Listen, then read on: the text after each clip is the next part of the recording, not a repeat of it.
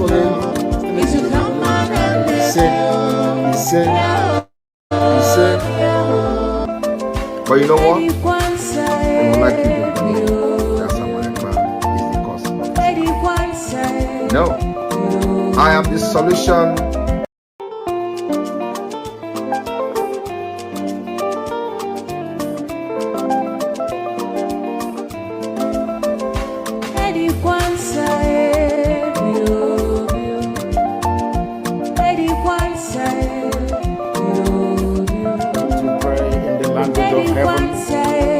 The very oldest language on the face of this earth.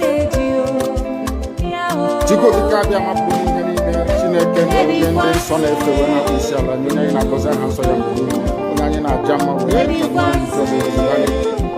Yanaka Faros, Obanana, all the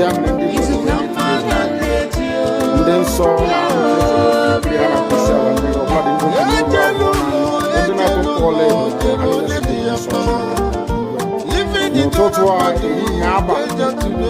no one in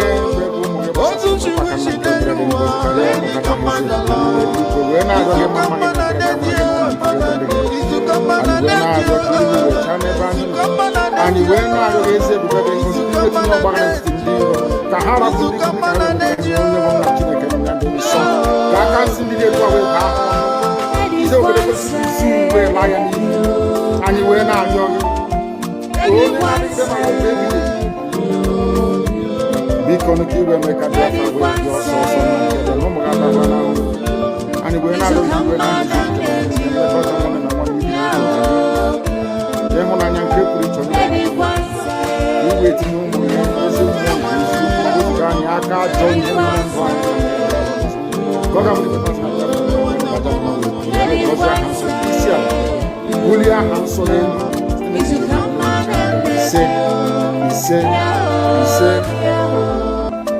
But you know what? They will like you to believe that someone Ekpa is the cause. No. I am the solution, and the only way they can get to you is by kicking me out, which is not possible. I have come. Look what you do. After I am done with Nigeria, Biafra will be free and enjoy freedom. Biafra will know the importance of freedom and what happens in 5 years to come. Thank you.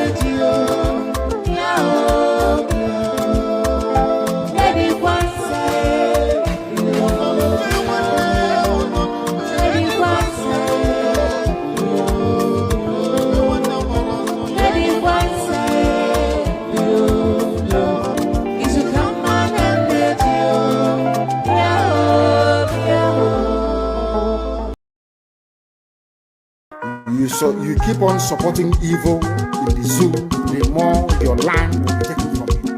The more your daughters will be raped and abducted, the more your sons will be slaughtered in cold blood. And under one Nigeria, there is nothing you can do about it. Absolutely nothing. Because one idiot that they groomed will rise up and say to you, oh no, it's one Nigeria, there is crime everywhere. Haven't you heard about Zamfara? Haven't you heard about Katsina? There is crime everywhere. That is not the case. The crimes you have in the north, the insecurity you have in the north is as a direct consequence of their own action. They grouped them. Al-Qaeda in the Maghreb, ISIS in West Africa, Boko Haram, Fulani headsmen, bandits, all of them. Who Who brought them to Nigeria? It's Fulani. Fulani brought them into Nigeria. Everybody brought them in. Once the government brought them in, are you people deaf and dumb and stupid? When you come out and you pretend, oh, we are one Nigeria, go and show somebody was asking, where is the boundary, where would the boundary of Biafra begin? And I asked the fool, where did the boundary of Nigeria begin? People from Niger come in and go as they like. Most of these idiots are from Niger. They are building a pipeline to Niger. They are building a railway line to Niger. They are building roads to Niger. Whereas where the money comes from, which is Biafra land, we don't have those infrastructure. No, we don't. But you're taking our money. You come to you come to Ohaji, you come to everybody, you come to Agulere, you come to Ebo, you take our resources, sell it, get the money, and now you're building the way to get money, and you want me to be happy with you. Clap for your Nigeria. One Nigeria. I think you maybe not. You are insane. You come to my land, you take our oil, you take our gas, you take our manpower, you take everything, our VAT, our tax, everything. You are now building a road from Katsina to Niger. Airport to Niger. Refinery to Niger. You take oil from my land, you take it to Niger, you refine it, you bring it back to me as a refined petroleum. And you're telling me that country is viable. You're telling me that Nigeria should be supported. You are in one Nigeria. You are not going anywhere and you're dying every day. Because those that they appointed to speak for you, they gave them money so that they will come out. Pages of newspaper to give the world the giving impression that everything is okay. When things go easy and see the contradictions in it. Nigeria is not working. We are marginalized. And then you come back to say Nigeria is fine. You must stay in it together. Are you not foolish? These are useless intellectuals that you have. On one hand, you say Nigeria is not working. You are marginalized. You are being discriminated against.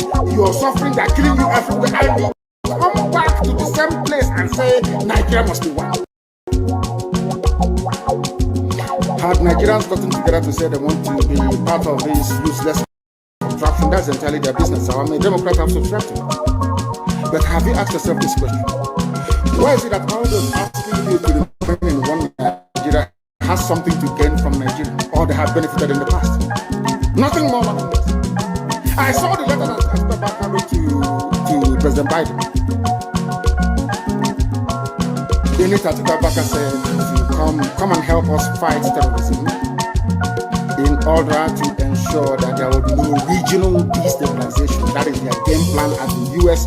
State Department for very many years until we step.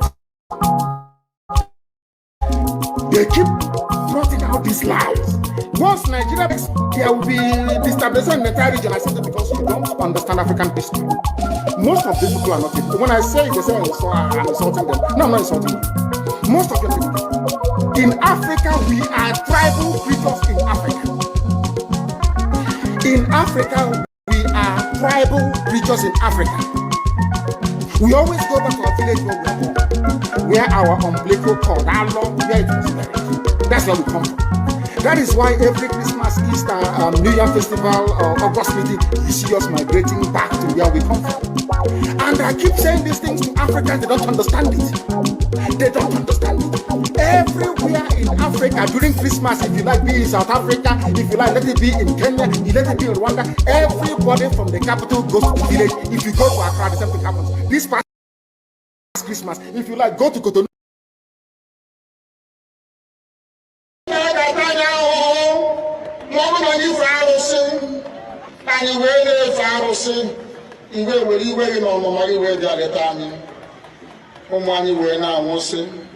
Ụfọdụ nọ n'ụzọ ije ha anaghị alọta ụlọ ọzọ.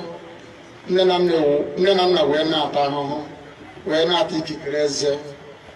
Nwaanyị konye ka ọ gaa ubi gaa rụọ ọrụ. Fulani chiri ehi bata ebe ala ihe niile n'iyi. Okwu ebepụ ya isi. Anyị pụta anyị kpọpụ onye nwe anyị n'ugwu Awụsa ahụ ejide anyị wee gbuo. Ihe ọ bụ anyị mara aka n'ime ha si maka ha gaa n'ihu. Elekwa ọdụ ụgbọ mmiri n'igwe ọcha bụ ememiri ọya nke dị na Kalaba otu aka ahụ. Anyị na-ala nsọ ebe Biafra ndị kọstọm sokwenye anyị n'etiti anyị. Anyị anọghị n'ime mmiri kama kọstọm jiri ebe niile. Ha wee na-ata anyị ahụhụ. Anyị kwuo sịpụta anyị ka kpọchie. anyị kwekwasị kpọta anyị ka gbagbuo anyị onye nwe anyị na Chineke na nke bi n'igwe ọ bụ ụzọ dị anya ka isi na-ekwu ndị iro anyị n'anya wee karịa ndị nke gị akwa anyị bụ ụmụ Chineke akwa ọba aha anyị ka anyị na-aza akwa ọba anyị nwe na-aza ike Chukwu akwa ọba anyị nwe na-aza amara Chineke akwa ọba anyị nwe na-aza Chisom akwa ọba anyị nwe na-aza Chizoba nna nke dị nsọ onye ime eluigwe dịka otu onye iro dị na anyị bụ ụmụ gị bịa ka iwe zọpụta anyị bịa ka iwe napụta anyị n'aka ọjọọ ihe bịa ka iwe lụọrọ anyị ọgụ bịa ka iwe tịtụ ozu ọgụgụwa mgbe mmiri Goliath Chineke nna nke igwe ruo mmiri Fero site otu a mee ka Fero ka ọ guzo n'ihu ụmụ ndị IPOB ka o wee taa akpọkpọ ikiri ọtọ ọzọ ị ga na-edu anyị n'ụzọ niile nke ezi omume ọ bụla adịghị na anyị na-aga ndagwurugwu onyinye ọnwụ ọ bụbụ nwa bụ ekebere eluigwe n'ụwa onye ọbụla kere gị n'oge mmalite n'oge ọgwụgwụ kama anyị onwe anyị gwa amakwa ahụ ofu ụbọchị anyị ga-anwụ n'ezie kama ma ego mgbe ebighị ebi ọ bụ ya mere anyị ji were gị n'anya isi anyị wee na-asị nna nke dị nsọ bịa ka iwe gosi anyị Biafra na ndụ ma abụghị n'ọnwụ bịa ka iwe na-ekebe gị na amara iwe kpuchiri anyị ka uwe bịa ka iwe zọpụta ndị nke gị bịa ka iwe mee ka Biafra wee bịa ka anyị na-ewetụta na nsọpụrụ na ịja mma site n'aha gị onye bụ Chukwu nke abịa ma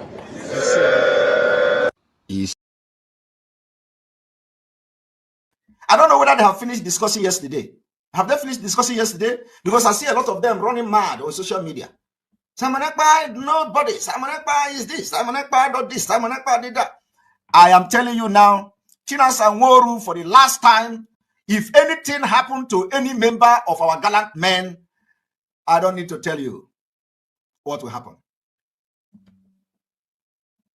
Because I am addressing you officially for the very first time. This is not the first time you threaten our gallant men and they got killed after that. Today, we know how you are positioning the people that are criminals, just like the criminal in Finland, positioning the coordinators and all that to fight, and you are blocking everybody from, like for example now, they have blocked everybody that they should not post my videos.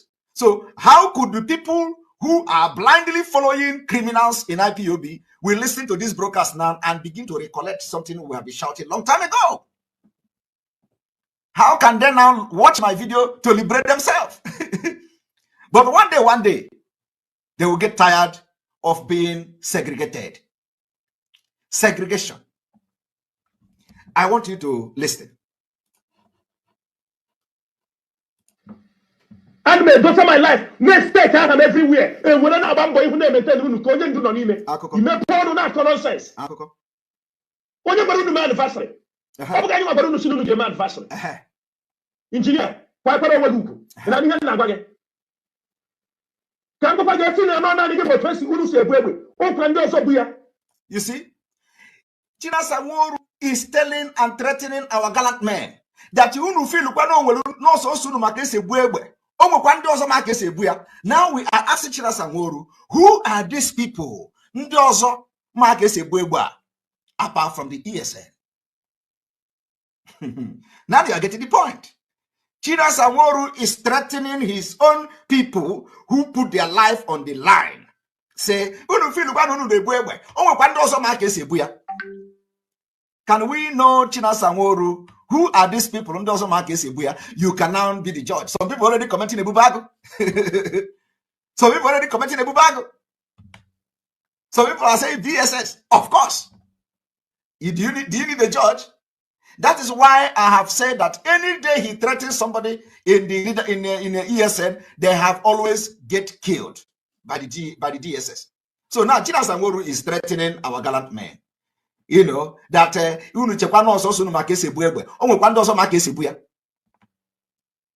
direct threat. And you remember the threat. If you did not withdraw this thing you say, you will regret it.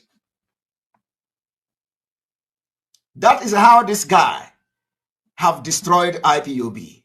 Of course, he can't destroy it because everything happening now is divine.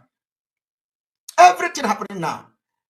You know, they are not happy. Only God knows what has possessed them. Only God knows. When you hear them, they say, oh, thank God, they did not give Simon Ekpa Radio Biafra. Is it how he has... who knows what would have happened? Who knows whether if we have been talking on Radio Biafra and if they have followed the directive of Onyendu, the family will be intact, and who knows what would have happened, because we were moving mountain. We were ready to move mountain. But because of already premeditated sellout of our leader, betrayal of our leader, they have planned everything, waiting for our leader to give directive to Simon Ekpa, so that I war Nana, thinking that it is me. Today, you have seen where it is leading them to. Today, you see where, oh, somebody say, oh, no government. Oh, some people are mentioning no government. Oh, no government cannot stand our men. No government cannot stand our men. Our men are gallant. So you see, I want you to listen to it. Stop about that nonsense. I came out on John already because of this ESA. Did you hear that? Did you hear that? He said that Kain Nibano Aha Ojo Enyeran already because of this ESA. China Sangoru is telling them that Enyegoha, that they have now that Biafra have bad name because of this ESA. Are you hearing it? Oh my God.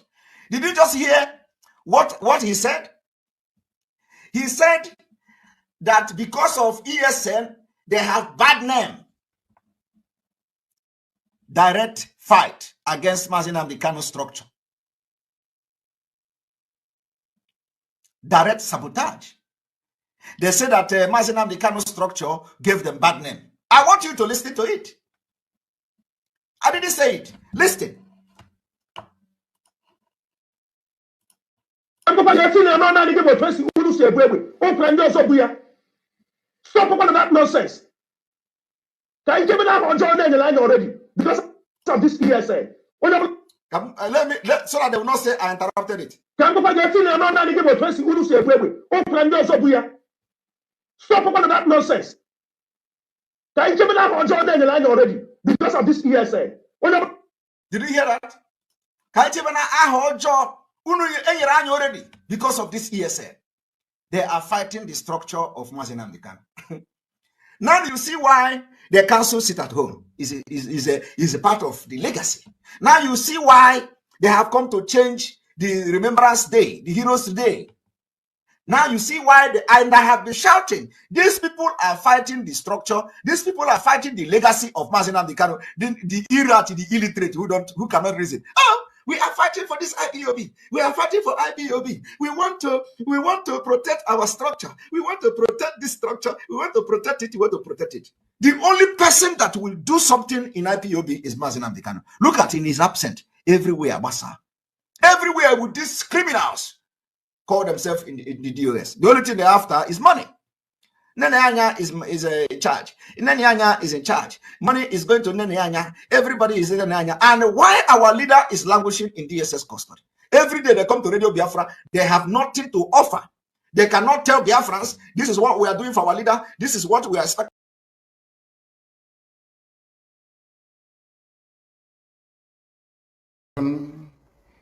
The very oldest language on the face of these very considerations. They managed to divide each and every one of you. But today you must make up your mind what you want to do. Do you want to change your lives, or do you want to continue residing in a damnable zoological republic with no hope, way, or means out of the mess that you're in? Why can't we change our lives? Those who are telling you that a revolution is not the best way to go about it, ask them, how come Russia is advanced today? How come the United Kingdom, Britain is advanced today? How come Germany is advanced today? How come France is advanced? How come Spain is advanced? How come the United States of America, of course the greatest country on this very earth, is where they are today? Is because in each and every of these countries there was a revolution.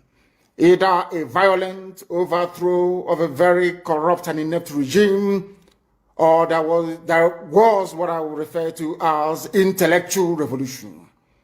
In Africa, none of these appears to be present at the moment.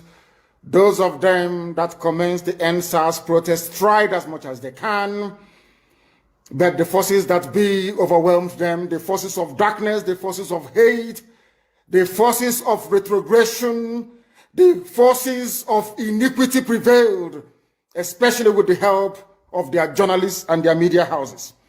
But this time around, we must prepare ourselves. But before we do so, we must ask this very important question.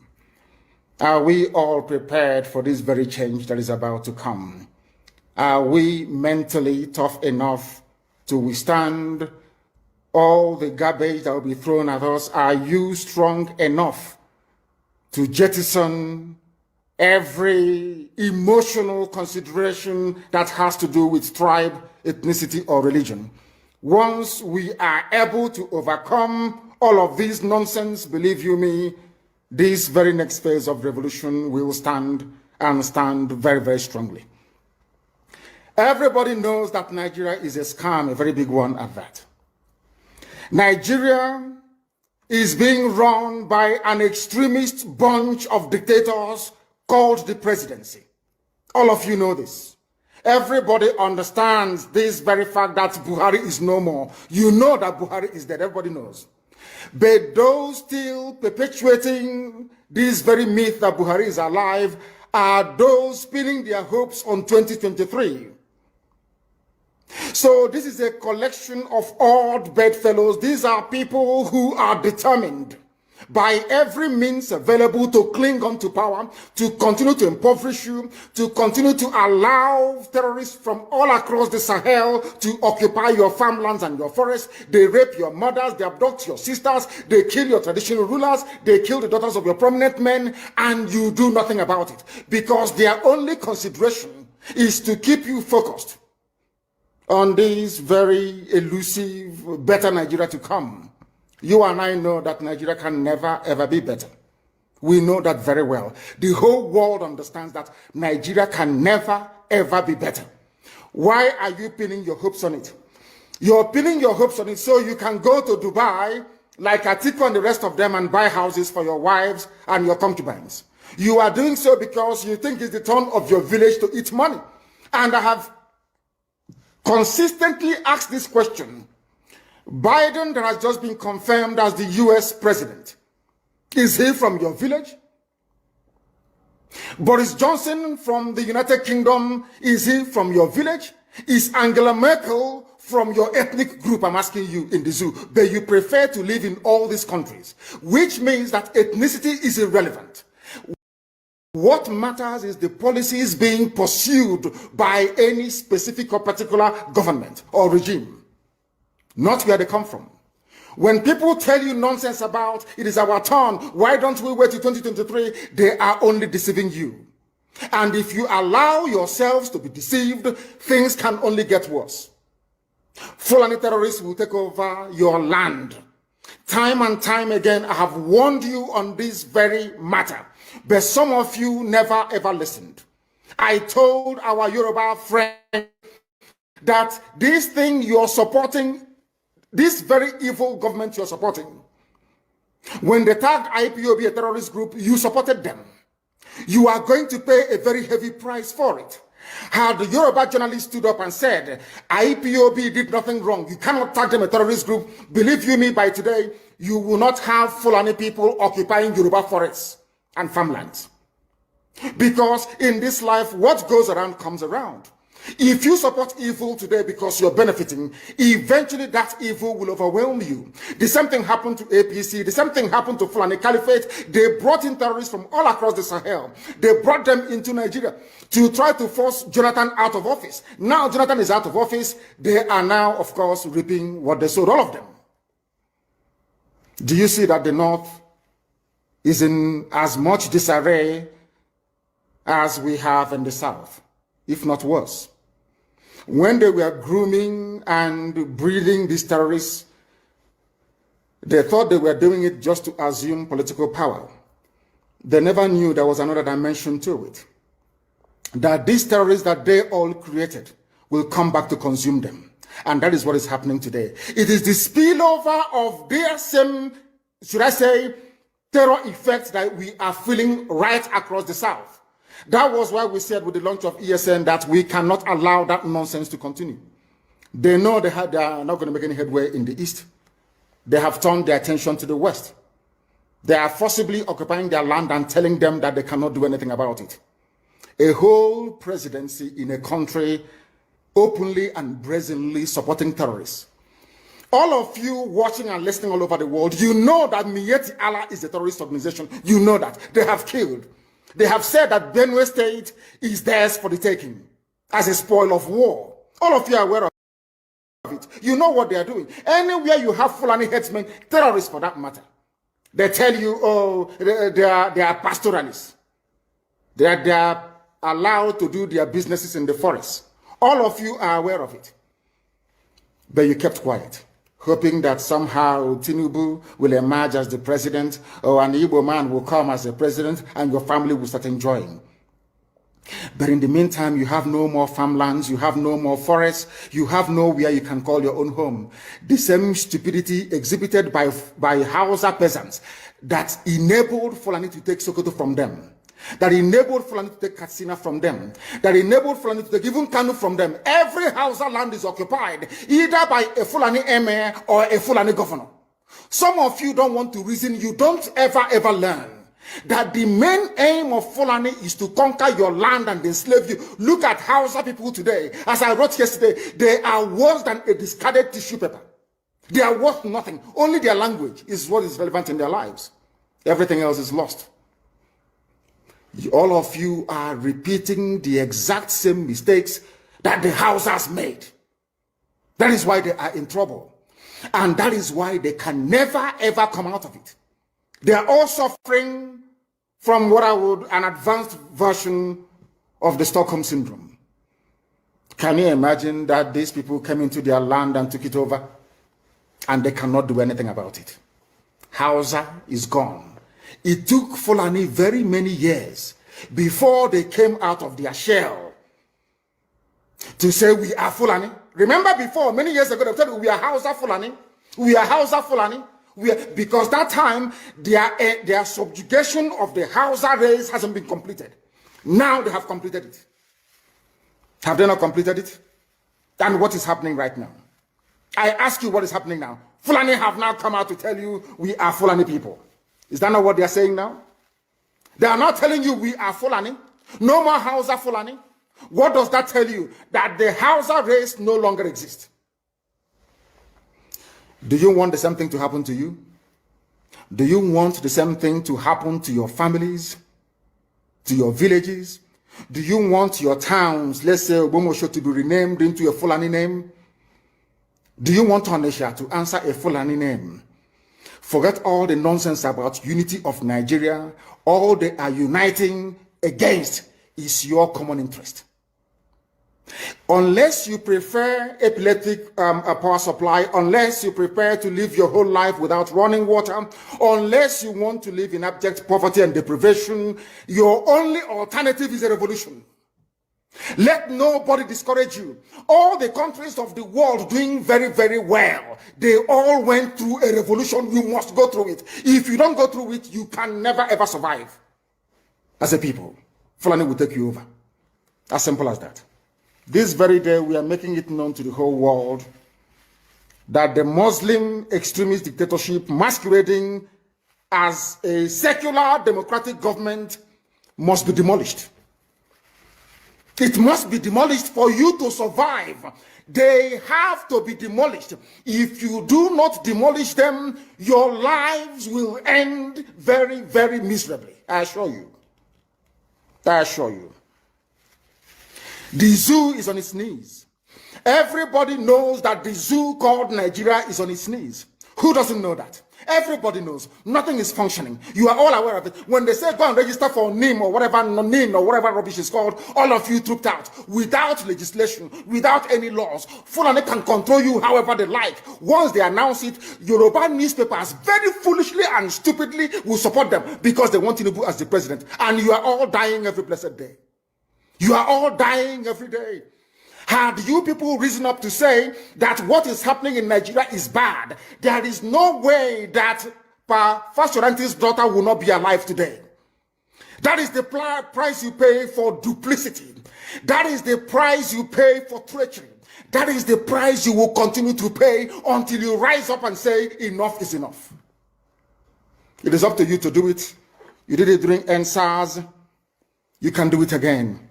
Can you imagine Fulani people telling you, if you remove Fulanis from Yoruba forest, imagine Fulani telling you, if you remove them from your ancestral lands, there will be war, and you are panicking. And you have not asked yourself, why are they not saying the same thing about the East? Why did they not say to Eastern Security Network? Why did they not say to me, if you don't stop evacuating Fulani terrorists from the forest, there will be war? Because they know, they understand psychologically that you don't have what it takes to resist them. Do you know why Borno State is still alive? Why you still have the Kanu people in Borno today?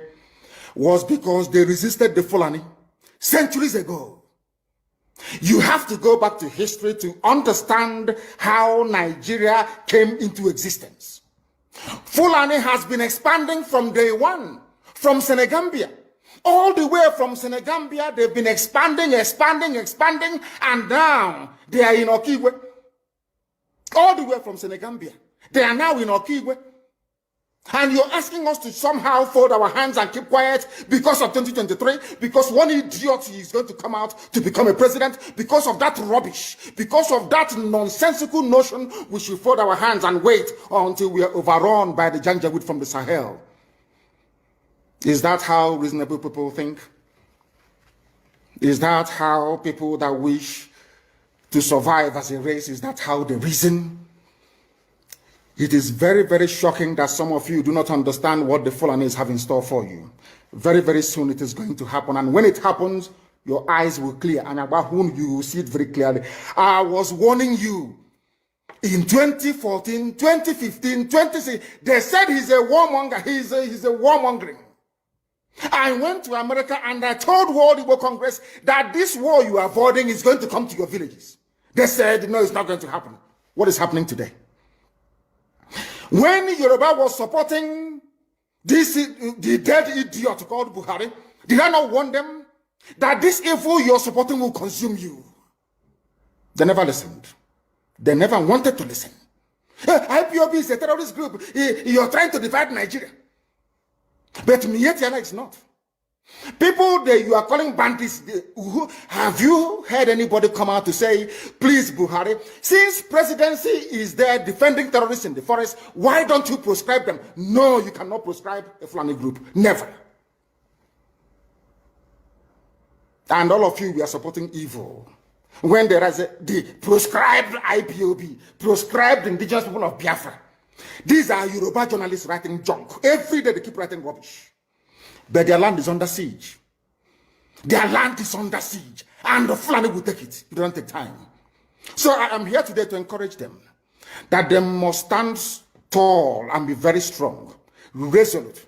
That is what Fulani does. They control the media. They have well-paid consultants all over the world doing their bidding for them.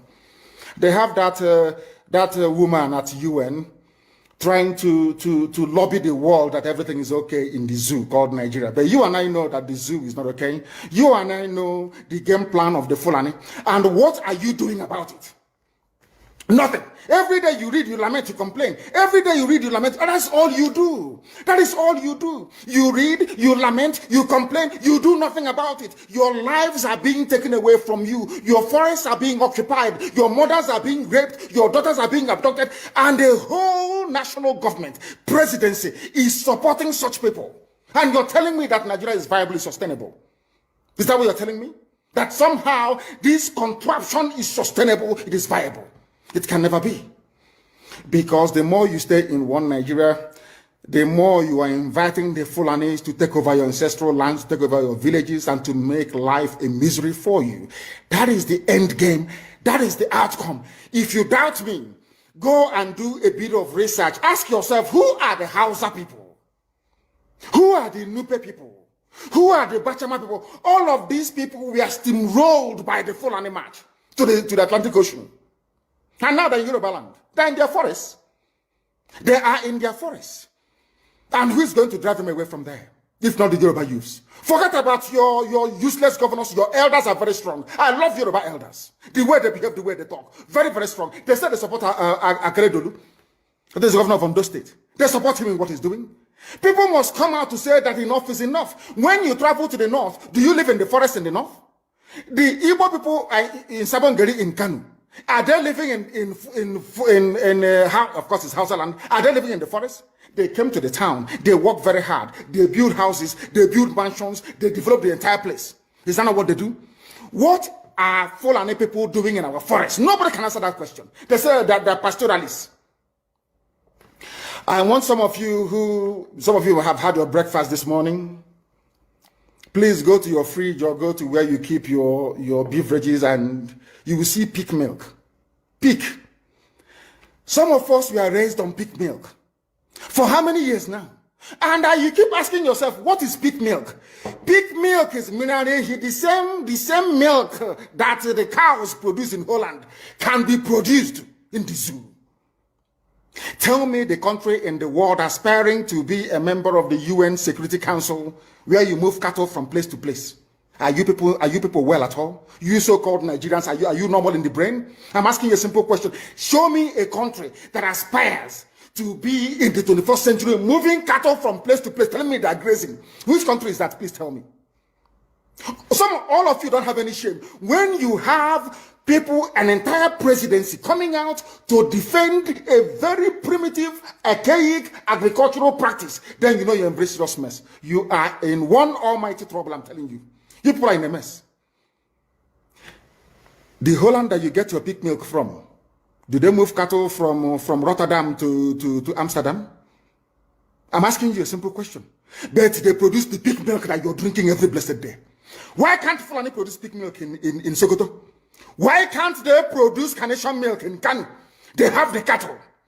Before the white man came, did you see any Fulani in your forest? All these people talking rubbish about movement of cattle and movement of... I'm asking you, before Britain came and handed over Nigeria to Fulani, ask your grandfathers, please, or your grandmothers.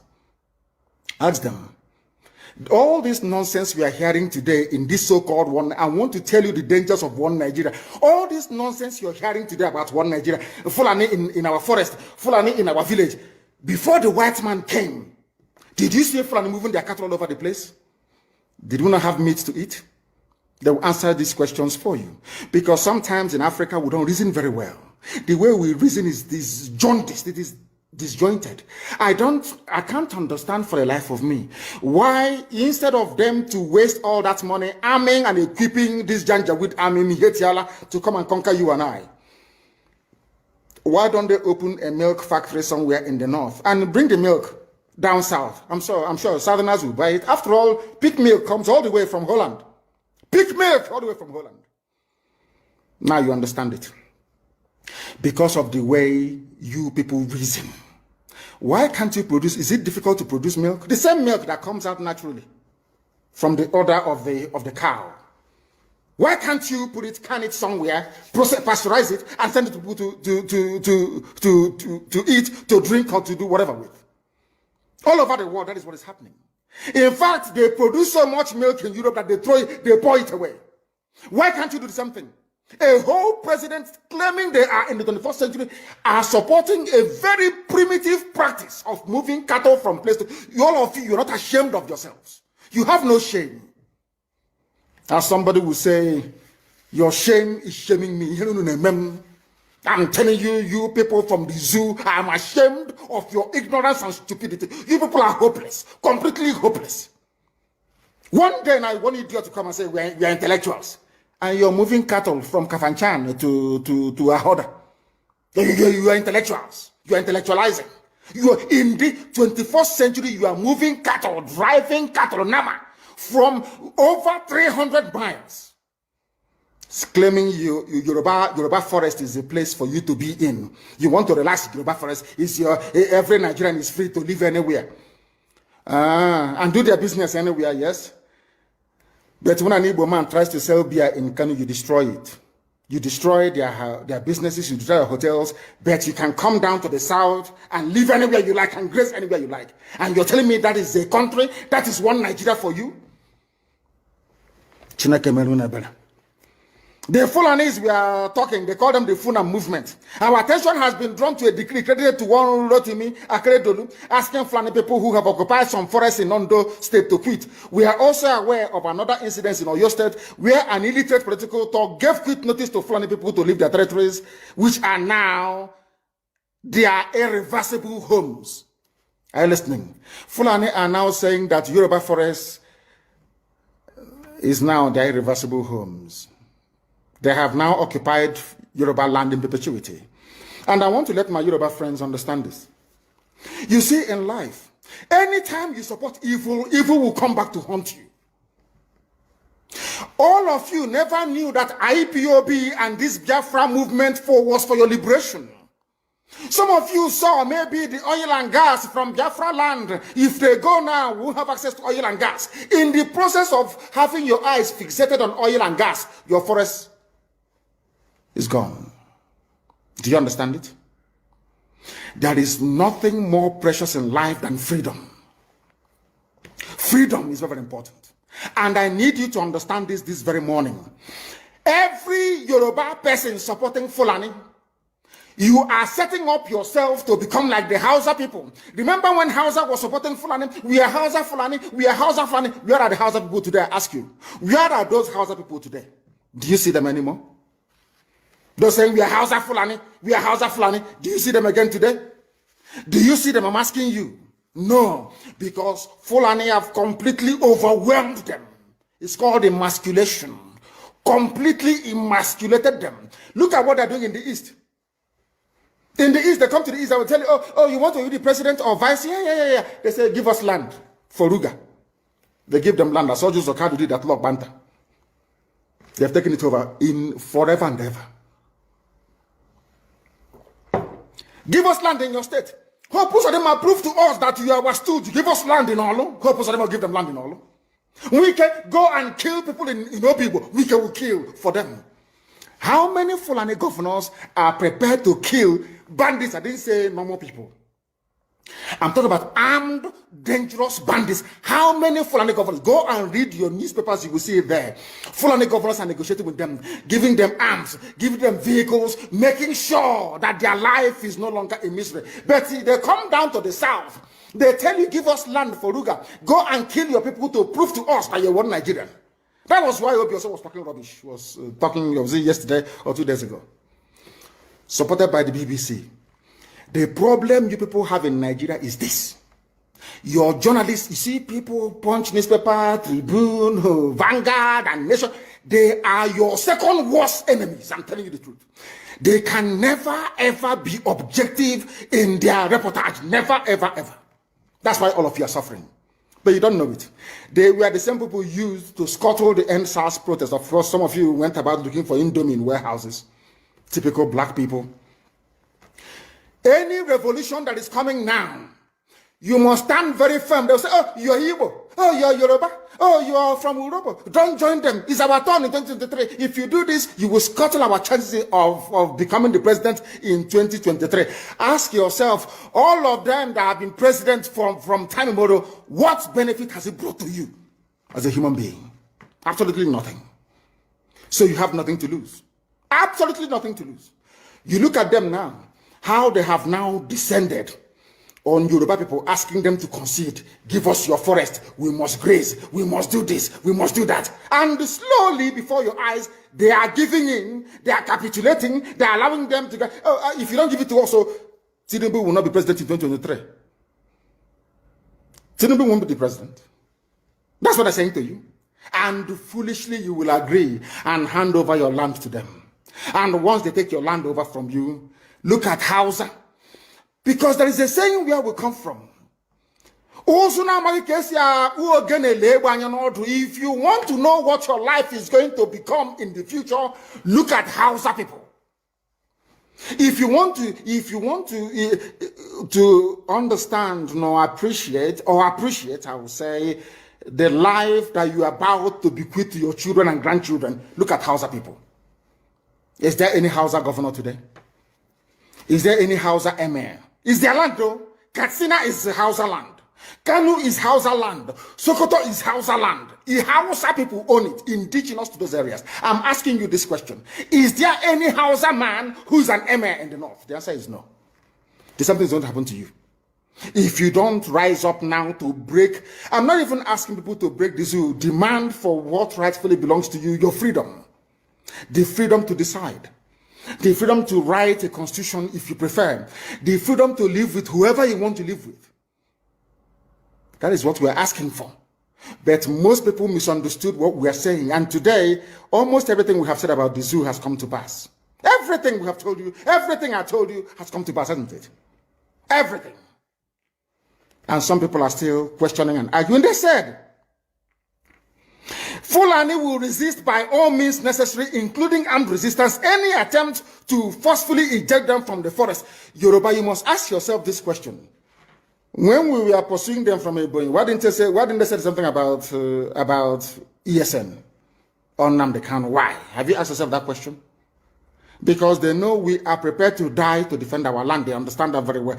That is the only language the Fulani understand. You cannot say to Fulani, oh, let us have a Fulani president. And after that, all will be well. Never, ever, ever. They will continue to expand. They will continue to identify idiots in your midst, traitors, saboteurs in your midst. They will promise them heaven and earth. They will give them anything they ask for in order to ensure that they get into you, they subjugate you. Look at Yoruba land, Ilorin. Yoruba, how did you lose Ilorin? You lost Ilorin because somebody thought or felt that by aligning himself with what he felt was a superior Fulani force, he can defeat his own people. Afonja, what happened? As a result of that miscalculation, the great Yoruba race lost Ilorin to Fulani Caliphate. That is why in Ilorin you have an emir of Ilorin, not an Oba of Ilorin, answerable to Sokoto. That is where Lai Muhammad comes from. You can see them. Sokoto slaves in Yoruba land. When I say that, it's not religion. It has nothing to do with religion. It has everything to do with the mentality of a conquered people. Now they have left Ilorin, having taken Ilorin and taken it to Sokoto. They now want to come into Oyo. They want to come into Ondo. Once they take over all those places, it's over for the Yoruba race. Over for you. No, never again will anybody rise a man of honor or integrity in Yoruba land. Never ever. It will only be their stooge. Look at what's happening in the East. Only Fulani stooges can now emerge in the East. It took them very many years, nearly 50 years, to accomplish this very simple task of making sure that everybody, be it Ohanese, be it Pandef, be it governor, anybody you're bringing out must come to the north to swear allegiance to the caliphate. All of them, bar none. Is there any political godfather in the East? There is none. They all go to the north to go and swear allegiance to the Janjaweed. That is why our life is in a mess. That is why they can bring somebody like Obiozo and make him the Ohanese President General. In front of our eyes, in front of Korokoro. And what did they bribe? They gave money to BBC. They gave money to all Zoo newspapers. They started to trumpet. Obiozo, Apex Group, Apex. You saw them holding their meeting under a canopy. A ton without shame. A whole Ohanese. Under sand, ton canopy. Maybe you saw it disgraceful and shameful. Talking rubbish. The man looks like a Janjaweed anyway. Talking nonsense. These are people they have prepared for you to sell you down the drain. By the time the Fulanis are done with you, believe you me, if you don't rise up now to fight for your freedom, by the time Fulanis are done with you, you'll be more useless than a Hausa peasant doing Babiala somewhere in Zaria. That is the future that awaits you. Now, our people must understand this very clearly, especially my Yoruba brothers and sisters. It is about time you stop supporting evil. That evil is in Asarok. That evil is a gang of reprobates calling themselves presidency. The more you keep on supporting evil in the zoo, the more your land will be taken from you. The more your daughters will be raped and abducted, the more your sons will be slaughtered in cold blood. And under one Nigeria, there is nothing you can do about it. Absolutely nothing. Because one idiot that they groomed will rise up and say to you, oh no, it's one Nigeria, there is crime everywhere. Haven't you heard about Zamfara? Haven't you heard about Katsina? There is crime everywhere. That is not the case. The crimes you have in the north, the insecurity you have in the north is as a direct consequence of their own action. They groomed them. Al-Qaeda in the Maghreb, ISIS in West Africa, Boko Haram, Fulani headsmen, bandits, all of them. Who brought them to Nigeria? It's Fulani. Fulani brought them into Nigeria. El Rufai brought them in. Bauchi State Governor brought them in. Are you people deaf and dumb and stupid? When you come out and you pretend, oh, we are one Nigeria, go and show me. Somebody was asking, where is the boundary, where would the boundary of Biafra begin? And I asked the fool, where did the boundary of Nigeria begin?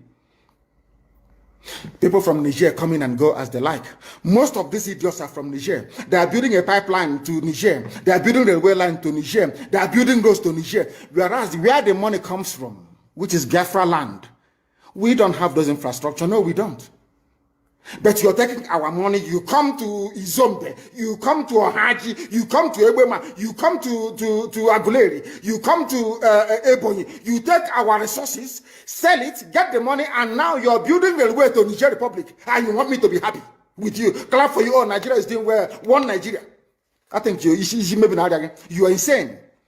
You come to my land, you take our oil, you take our gas, you take our manpower, you take everything, our VAT, our tax pay. You are now building a road from Katsina to Niger. Airport in Niger. Refinery in Niger. You take oil, crude oil from my land, you take it to Niger, you refine it, you bring it back to me as a refined petroleum. Or as PPS as you call it. And you're telling me that that country is viable. You're telling me that Nigeria should be supported. We are in one Nigeria. We are not going anywhere. And you're dying every day. Because those that they appointed to speak for you, they gave them money and positions. So that they will come out on the pages of newspapers to give the world the misleading impression that everything is okay, when things are not okay.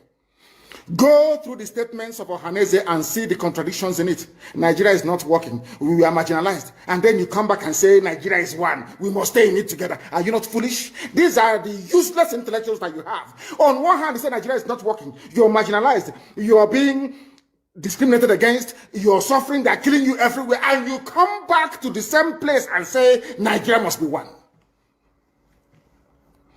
Had Nigerians gotten together to say they want to be part of this useless contraption, that's entirely their business. I'm a Democrat, I've subscribed to it. But have you asked yourself this question? Why is it that all those asking you to remain in one Nigeria has something to gain from Nigeria, or they have benefited in the past? Nothing more, nothing less. I saw the letter that Atiku Abubakar wrote to President Biden.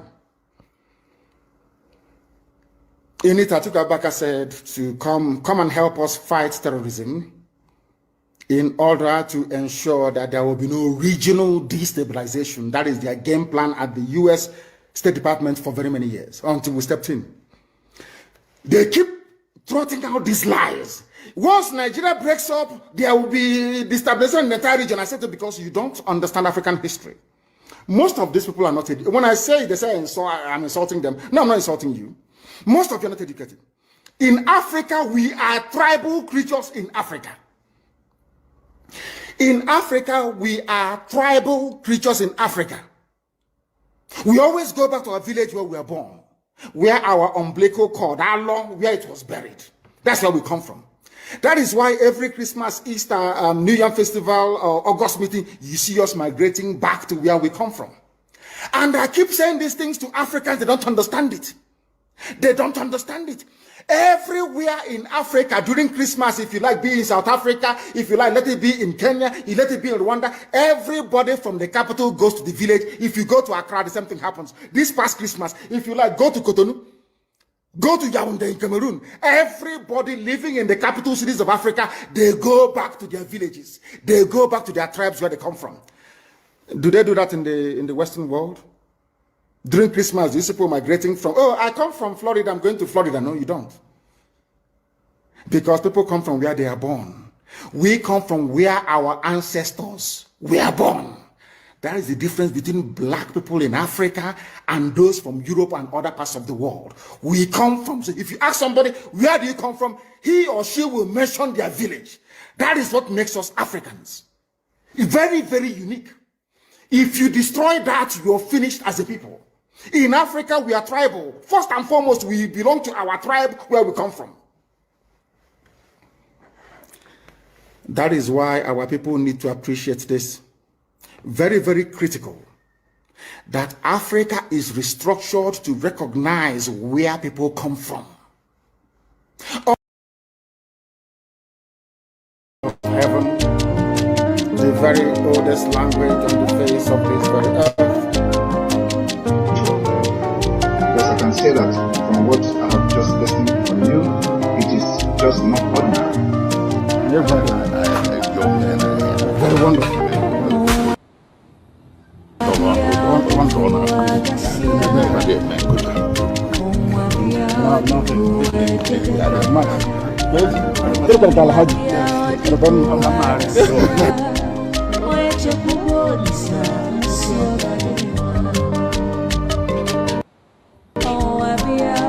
When my lawyers came to see me, I had a discussion with them about how I'm going to defend myself. I told them that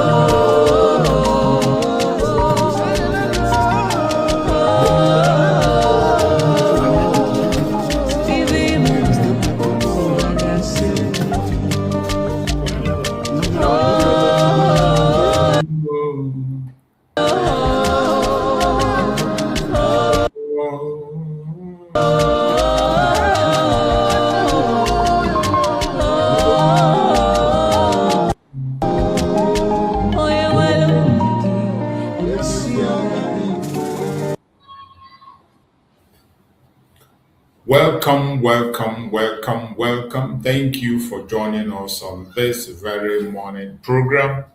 Thank you so much for joining us once again today. It is a new month, and I wish you all a very happy new month. Today is the first day of July 2026, the beginning of a new month. And we are beginning in this new month as we always do. As many as have made it into this new month, I wish you all the best, and I hope to see you in many months to come. Happy new month to every one of you, wherever you are watching me from. If you're watching from TikTok, you're watching me on Facebook, you're watching me on YouTube, where I am hosting the program. Wherever you are watching from, I wish you a very happy new month. It is going to be a very interesting month.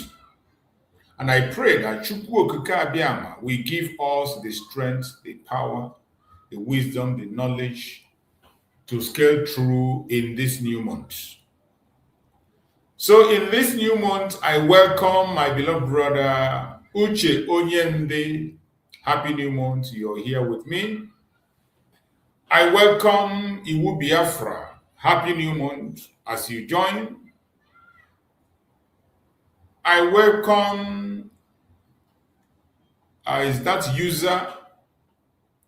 You are welcome. I welcome Uchenna Victor. Happy new month. You are welcome in this new month. I welcome my beloved brother Gerard DK. Happy new month. Whether I mention your name or not, you are a special guest, and I wish you a blessed month of July. We have come once again, as we always do, and we will continue to educate Biafrans and to learn from Biafran people too. We have come once again to continue to give a voice to our supreme leader, Nnamdi Kanu, and our Prime Minister, Simon Ekpa Joko. I have come once again to do my little best, to do my part, to complete the assignment that I have dedicated myself to be doing, which is presenting Biafra to the world as the only remedy to the failed state Nigeria. This is what we have chosen to do, and we will continue to do until we are free. For as long as I am alive, still have breath, have a platform on where to speak, I will continue to present Biafra in a good light as a solution, not just to Nigeria, but to Africa and the world at large. This is what we have signed up to be doing, and we will continue to do, regardless of the obstacles, the temptations that are coming right, left, and center, regardless the attacks that are coming inside and outside. We will continue to do our little best.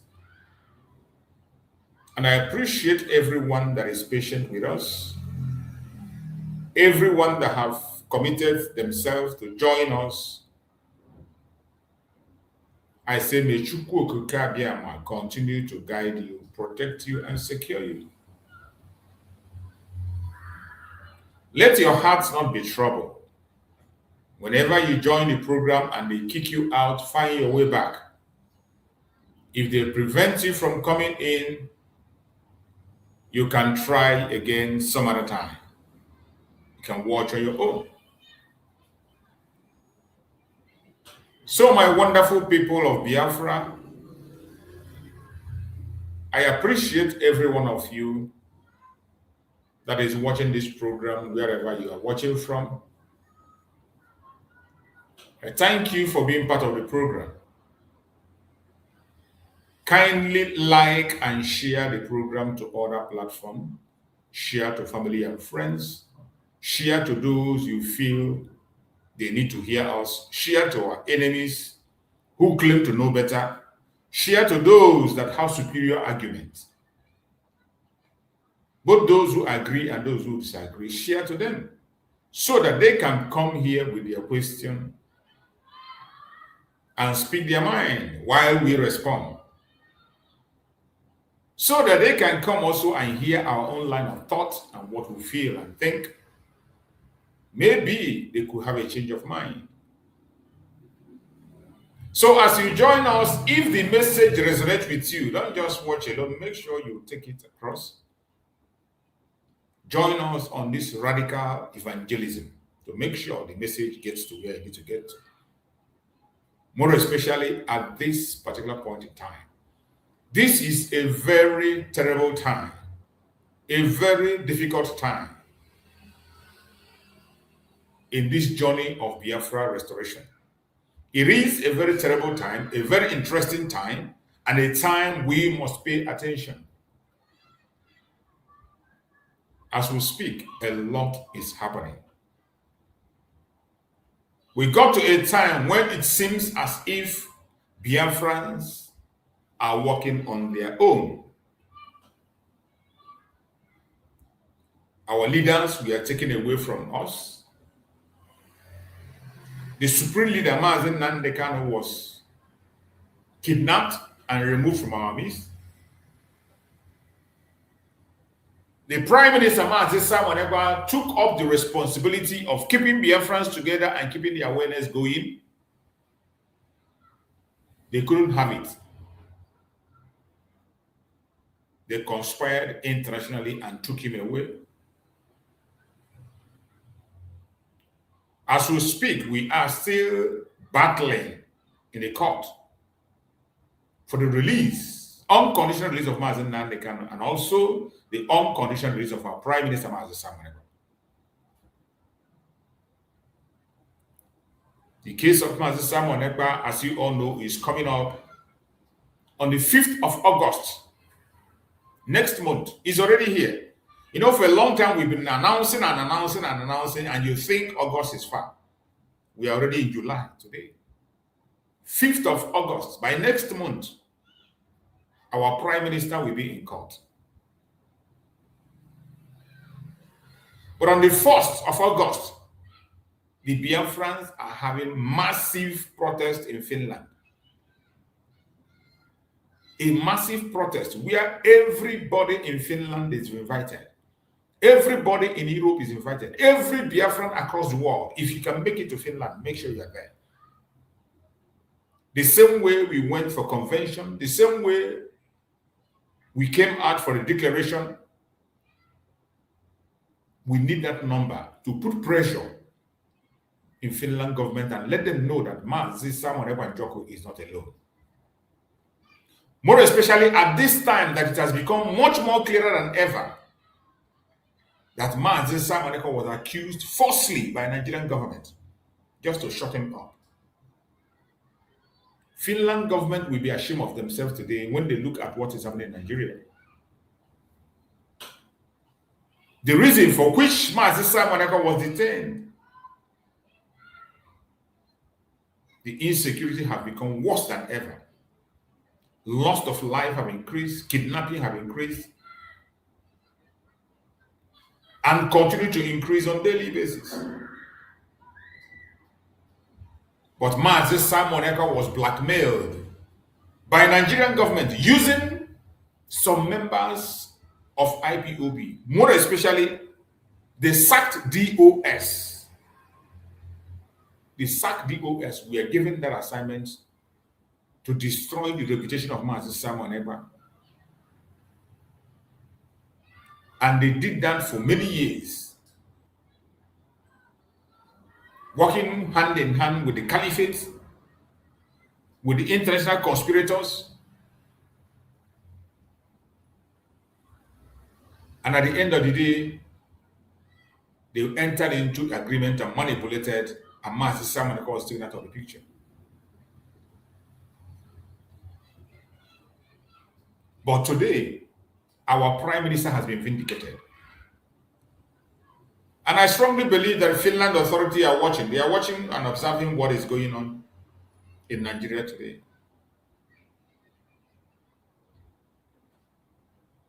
An innocent man who did nothing wrong, who served Finland government diligently, served Finland on various capacity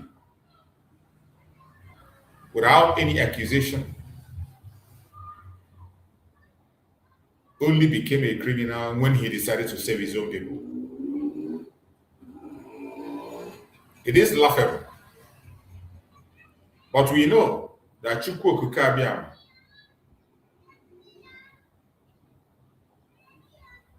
Yemi Foju Ebuchi. And it will not be for too long. It will not be for too long. August is already here. Biafrans has to be in Finland to participate in that very protest and also be present in the court in solidarity with our Prime Minister Mazi Simon Ekpa.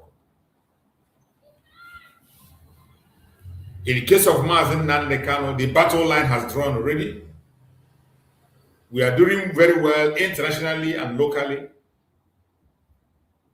The White House is very much aware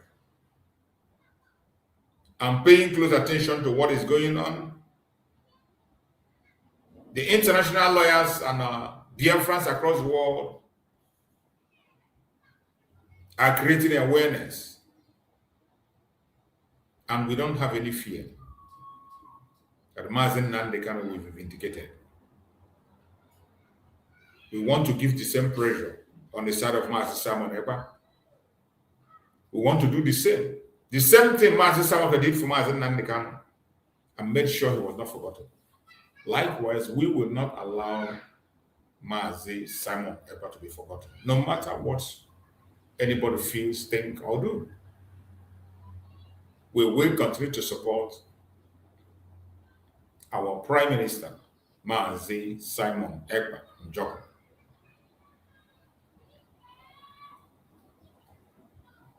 Wherever you are and you're watching this program, I want you to pay close attention. Don't get distracted. At this point in time, if you are genuinely a Biafran, this is not the time for propaganda and blackmail. And this is not the time to attack your brother or your sister. We have a common enemy we must confront. The enemies of Biafra, both the ones who are wolves in sheepskin. Today, they have taken off their wolf skin.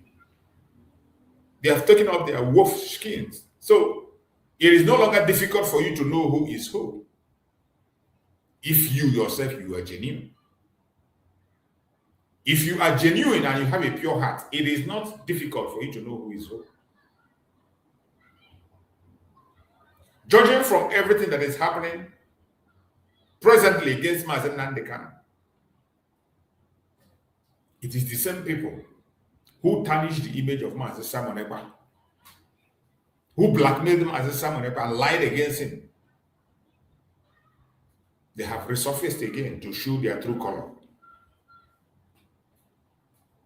When Mazi Simon Ekpa was talking about this evil man, I just played a video of Mazi Simon Ekpa when he exposed the one they call Chinasanworu, while he was busy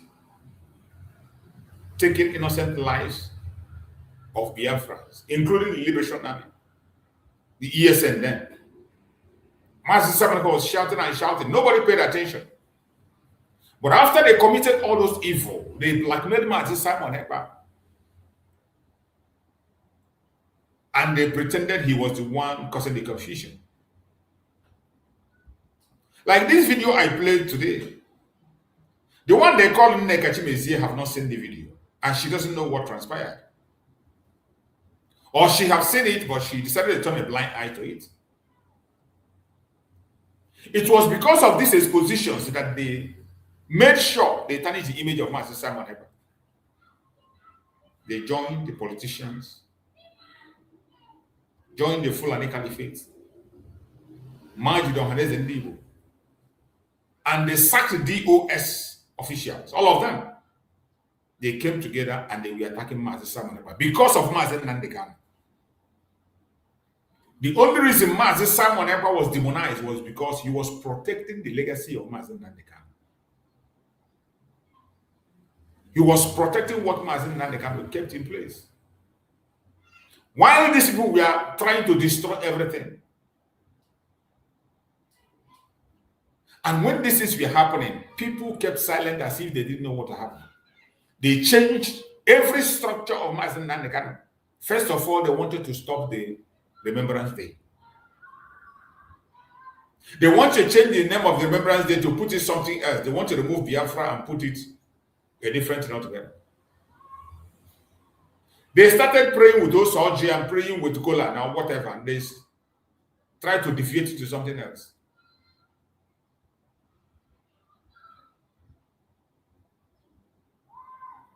So many things that Master Nnamdi cannot put in place, they try to destroy it and put something else.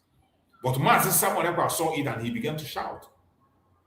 The video I just played now of Master Samuel Ekpa confirmed that. If you didn't follow us from the beginning, go again in the beginning. After this program, go and watch from the beginning and you see that message of Master Samuel Ekpa. Though later I'm going to cut it and share it in all my platforms. For those who did not see it to see.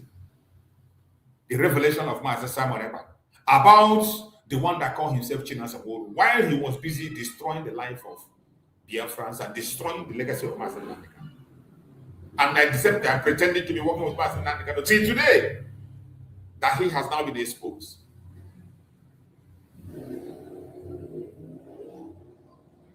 My duty here is to take you back to memory lane.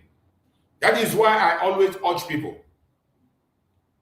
whenever you join us, try to join us on time and have patience. Pay attention to every single video I play, either the message of Master Nnamdi or Master Samuel Ekpa. There is a hidden information in their messages. There are answers in their messages. There are informations in their messages. That is why we will never allow their voice to be silenced. Even though you lock them up, they will continue to speak loud. And how do they do that? Through people like us, who are on the media, every single day, giving them a voice. Nothing is going to stop us from doing what we need to do.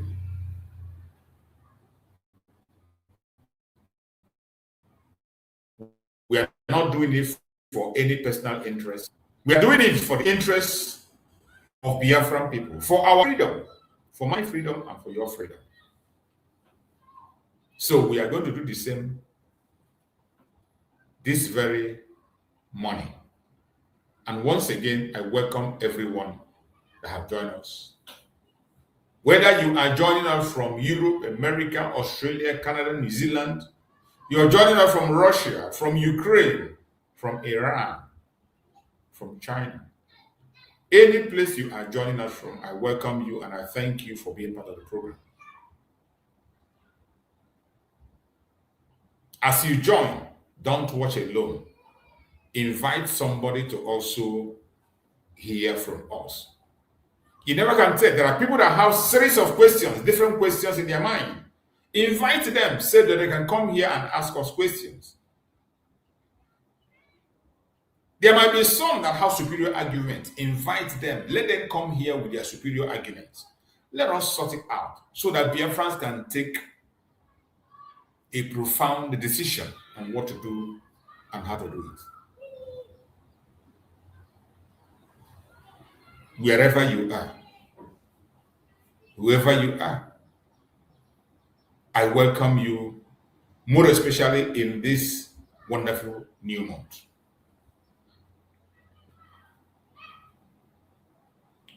Thank you for taking your time to be here today. If this is your first time on this channel, please consider subscribing if you enjoy thoughtful discussions on current affairs, governance, human rights, development affecting Nigeria and the wider African continent. Consider subscribing if you care about humanity. Today's discussion concerns a topic that has generated significant debate for many years, and that is the Biafra self-determination movement. Nigerian political and social division, the importance of peaceful dialogue, human rights, and the rule of law. This live stream is intended to encourage informed discussion. It is not about promoting hostility towards any individual or group.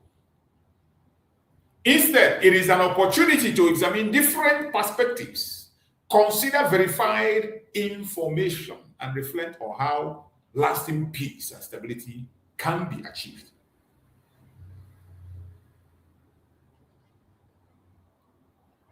Biafran self-determination is a topic that you can never, ever take away from the picture. And anyone that cares about humanity, you are African, you care about African growth, you must pay attention to Biafra self-determination. To understand today's debates, it is important to understand history behind them. The Nigerian Civil War, also known as the Biafran War, lasted from 1967 to 1970, 3 good years. Remains one of the most significant events in the history of Nigeria. One of the most significant events in the history of Nigeria. They can continue to hide the history. They can continue to destroy history, put it away for as long as they can, but it is impossible to take it out of the picture. They can try to distort the information for as much as they can, but I bet you they will not succeed. Already, as we speak today, we have more than enough information in writing, on video, from those who participated actively during the Civil War, from both sides. So it doesn't matter how the government tried to sweep the history under the carpet and hide it away. No. We are here. And we'll make sure that our children that are coming, generation unborn, we know what transpired and what happened. The conflict of the Biafran War resulted in immense human suffering and left deep political, economic, and emotional scars that continue to influence discussion about identity, representation, and national unity. You can't take that away from the picture. That most of the things you are seeing that is happening today have their anchor on the Nigerian Civil War. Even though that is not the beginning of the attack on the Biafrans. The attack on the Biafrans started in 1945. But it became more pronounced from the Civil War and after the Civil War till date. It became legalized from the Civil War and after the Civil War. The hatred has been there since 1945. The killing has been there since 1945. And the division has always been there. Even their so-called founding fathers confirm that the Zoological Republic is not one. They describe it in several ways. Some call it geographical expression. And some made it open that we are not one, and we will never be one. That it is better we understand our differences. And some said it's better we go our separate ways in peace. These were the statements of the people you call your forefathers, the founding fathers. Even the so-called founding fathers, they never believed in what you call one Nigeria today. And every warning they gave is playing out today. For many Nigerians, especially those of us from the Southeast, memory of the Civil War continue to shape conversation about governance, inclusion, and development. And when we speak, people say we are complaining. We are not. We are only stating the facts. It is not complaining. We are just bringing out the facts, the truth, and nothing but the truth.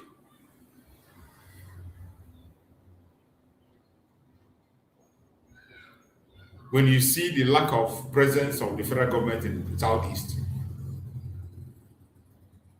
you think it's by mistake. It is not by mistake. It is a written constitution, a written order, a written code.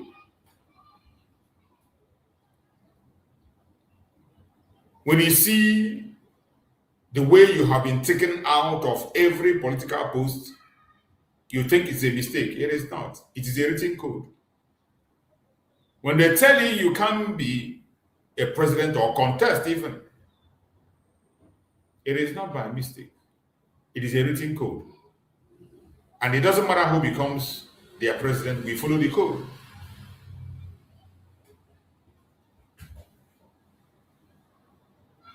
Others emphasize the importance of preserving Nigerian territory.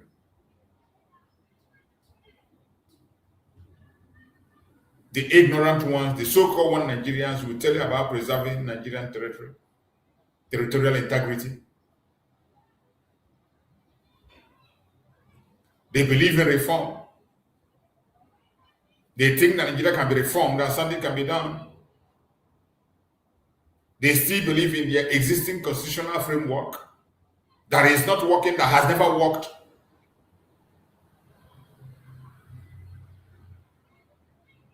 These different perspectives continue to influence public debates today. And that is why we will never stop talking, revealing the truth, making sure that people are not misled. Because what we see today is the propaganda of changing narratives, propaganda of changing public opinion and perspectives. Nigerian government, that is what they are focused on, using their media, using their paid content creators online and offline. And what they do is changing narratives, changing perspectives, diverting public opinion to things that are meaningless.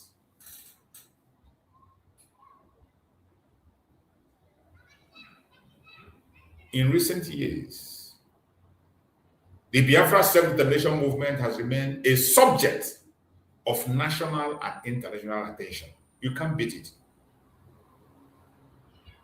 The self-determination of Biafran people today has remained a subject of national and international attention. You can't wish it away. No matter how you pretend that it's not happening, it will continue to haunt you, and it will continue to happen.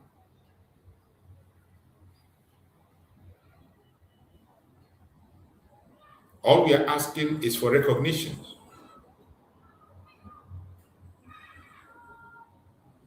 All we are asking is attention should be paid. All we are asking is that you should allow the people to decide their fate. All we are saying that we have the right to self-determination. Self-determination is a right, not a privilege. Self-determination is a right supported by international law, African peoples and human rights law. Self-determination is equally supported by Nigerian law, surprisingly. But when it comes to Biafran people, it becomes a different ballgame.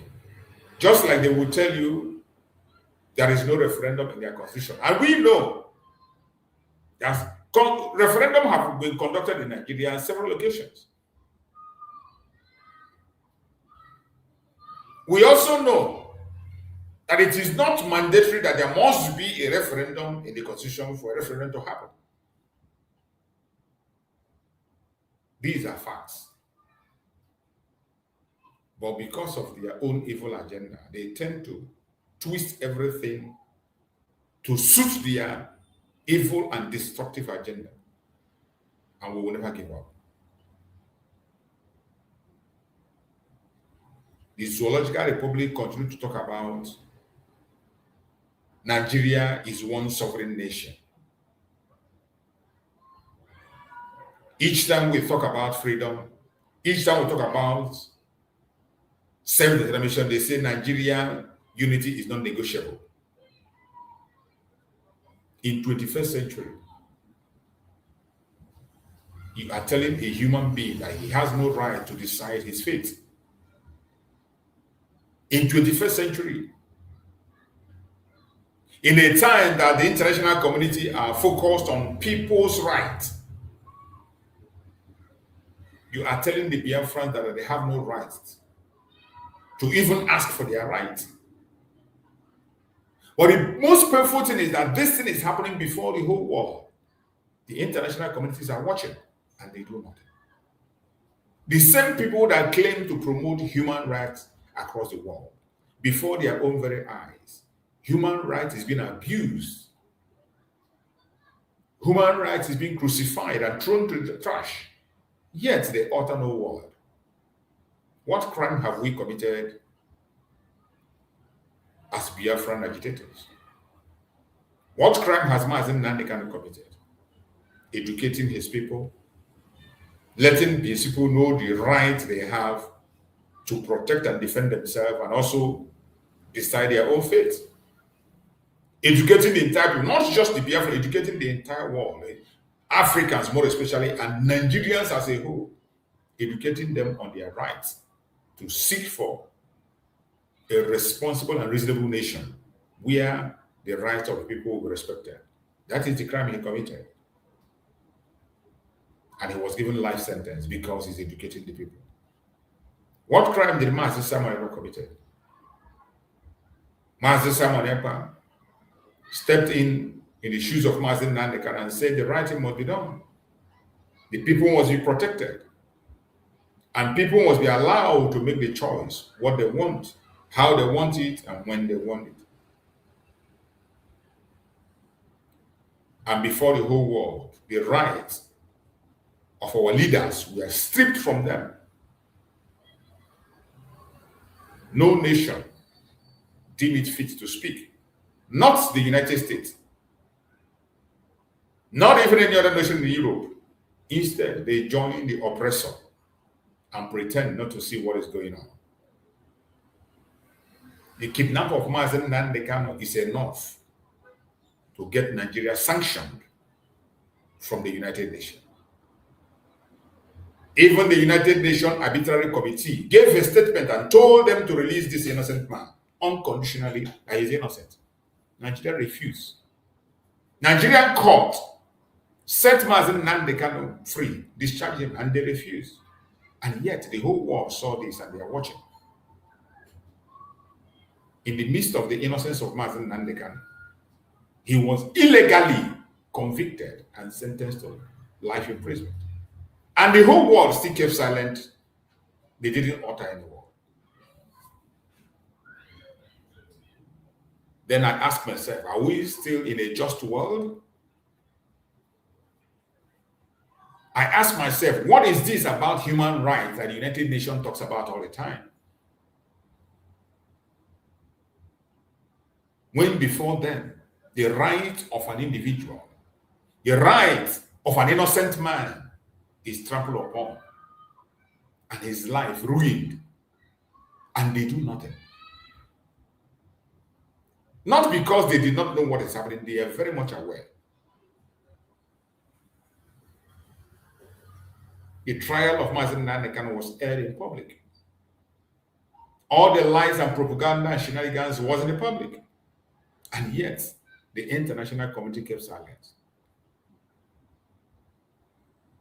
You know, when we say that this world is operating based on interest, you wouldn't understand.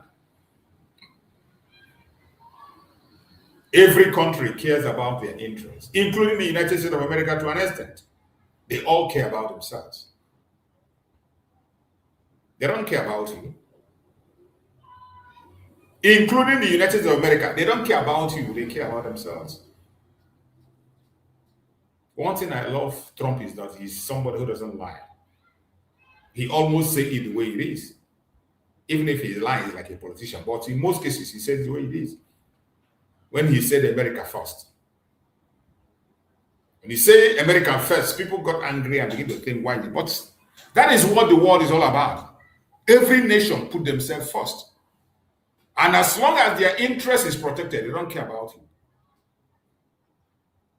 That is why every Biafran should know that it is we that will save ourselves. Nobody, anyway. If you continue to divide yourself within yourself, you continue to lie against each other, you continue to see your brother as an enemy, instead of focusing on the real enemy out there, then you should be ashamed of yourself.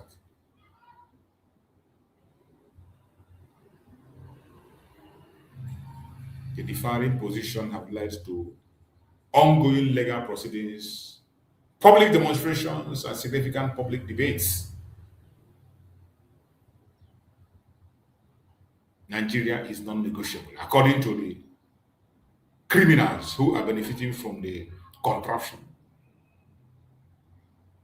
But we say that we have the right to self-determination, and that is what we are looking for.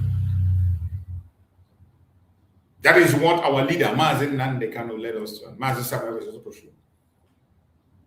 Two individuals frequently associated with this discussion of our self-determination is our supreme leader, unchallenged supreme leader, Nnamdi Kanu. There is none other except him. He remained the face of the struggle for self-determination of Biafra. And the Prime Minister, Simon Ekpa, who has done marvelously well, a disciple of Nnamdi Kanu. These two figures have played a major role. The Supreme Leader, Nnamdi Kanu, has been a prominent figure associated with indigenous people of Biafra, IPOB. And today, the Zoological Republic of Nigeria kidnapped him from Kenya, and he's facing a life sentence in their court. A life sentence handed to him illegally through a fraudulent procedure under a repealed law.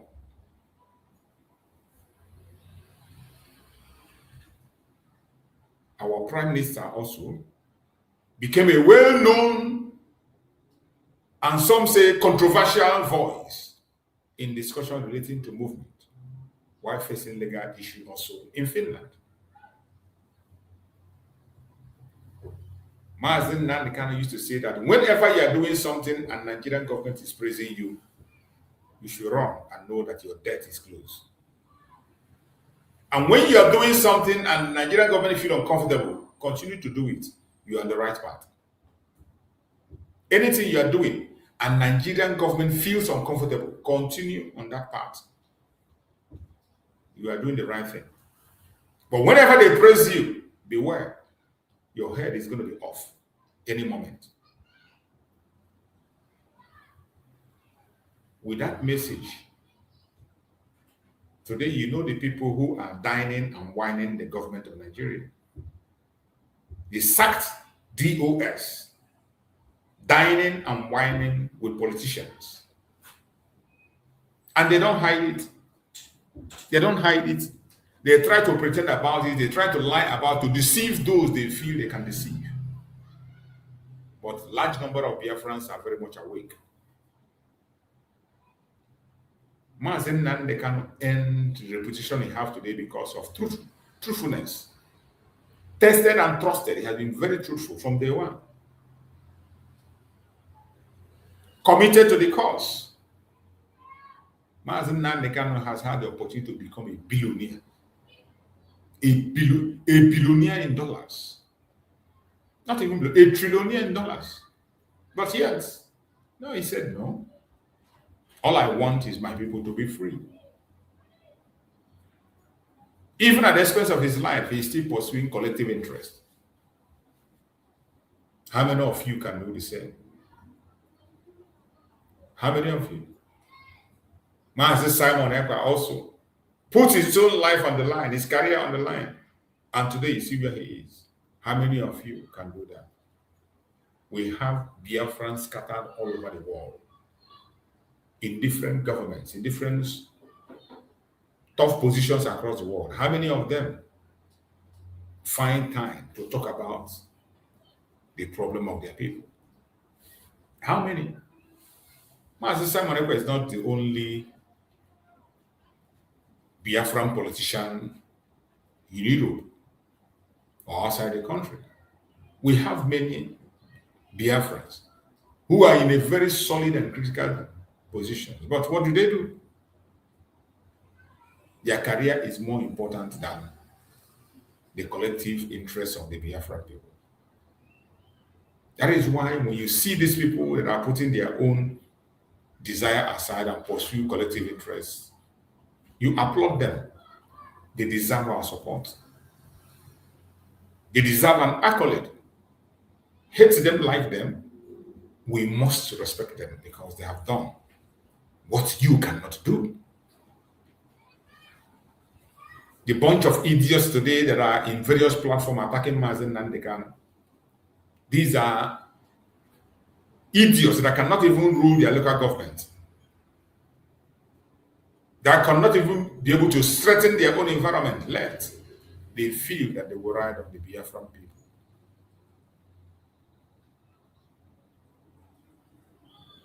I don't care who you are. Once you begin to speak against Nnamdi Kanu, you have lost it. The reason today I will never stop supporting the Prime Minister, Ekpa, my love for him will continue to increase, is that he stood his ground. Even when it was very difficult for him to, he stood his ground. He listened to the advice of Nnamdi Kanu. Do not allow the Satan to enter you. And he never allowed Satan to enter him. Even at the point of death, he never allowed Satan to enter him. He heeded to the advice of Nnamdi Kanu. He never competed with Nnamdi Kanu. He never insulted Nnamdi Kanu. He never disregarded Nnamdi Kanu. He has always addressed himself as the disciple. The only man that I can say, beat my chest and say, he was a loyal follower of Nnamdi Kanu. A man who single-handedly said that the legacy of Nnamdi Kanu can never and will never be taken out. This Department of Saboteur tried so many things. Immediately Nnamdi Kanu was kidnapped, they tried so many things. They removed his name from Radio Biafra, removed his name for IPOB registration. They tried to cancel the Heroes Day celebration. They tried to cancel Remembrance. They tried to destroy the ESN. Everything that is associated with Nnamdi Kanu, they wanted to destroy everything. The only man who saw it and was shouting on daily basis was our Prime Minister, Simon. And while he was shouting, nobody paid attention. And I think I have to play that video again. Let us listen to that video again of Simon Ekpa. When Simon Ekpa was shouting about this Department of Saboteur, this DOS, when he was shouting, some people today that have finally woken up, when they see this kind of video now, they are going to be ashamed of themselves. Listen to this, what Simon Ekpa said here. Finished discussing yesterday. Have they finished discussing yesterday? Because I see a lot of them running mad on social media. Simon Ekpa, nobody. Simon Ekpa is this. Simon Ekpa did this. Simon Ekpa did that. I am telling you now, Chinasa Nworu, for the last time, if anything happened to any member of our gallant men, I don't need to tell you what will happen. This was when Chinasa Nworu was killing members of ESN, simply because they put a call to Simon Ekpa, simply because they were relating with Simon, because they found out that that was where the light is. And this is when Chinasa Nworu started this evil. This evil that some of us are just seeing today. Simon Ekpa saw it. He was the person that blew the trumpet first, but people never paid attention. Because I am addressing you officially for the very first time. This is not the first time you threaten our gallant men and they got killed. After Did you hear that?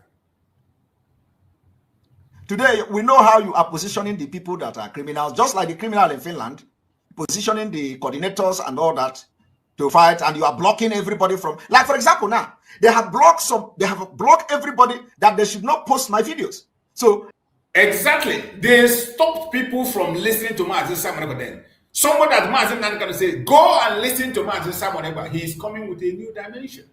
But they stopped many Biafrans from listening. They say, don't listen to him. Don't ever open. If they see you listening to the program of Simon Ekpa, you are gone. You are dismissed. You are discharged. If you come to that program, you mention Simon Ekpa, you are dismissed. They stopped people from listening to Mazi Samuel Okoro. Even when they knew that he had the message, he saw what nobody saw today. This thing you are seeing that is happening today, that everybody now has seen them coming openly to attack Mazi Nnamdi. Mazi Samuel Okoro saw it immediately after kidnapping Mazi Nnamdi, and he started trying to protect the image of our supreme leader. That was why they tagged him a bad person, because he was protecting Mazi Nnamdi. Every single bad name Mazi Samuel Okoro had today was because he's protecting Mazi Nnamdi.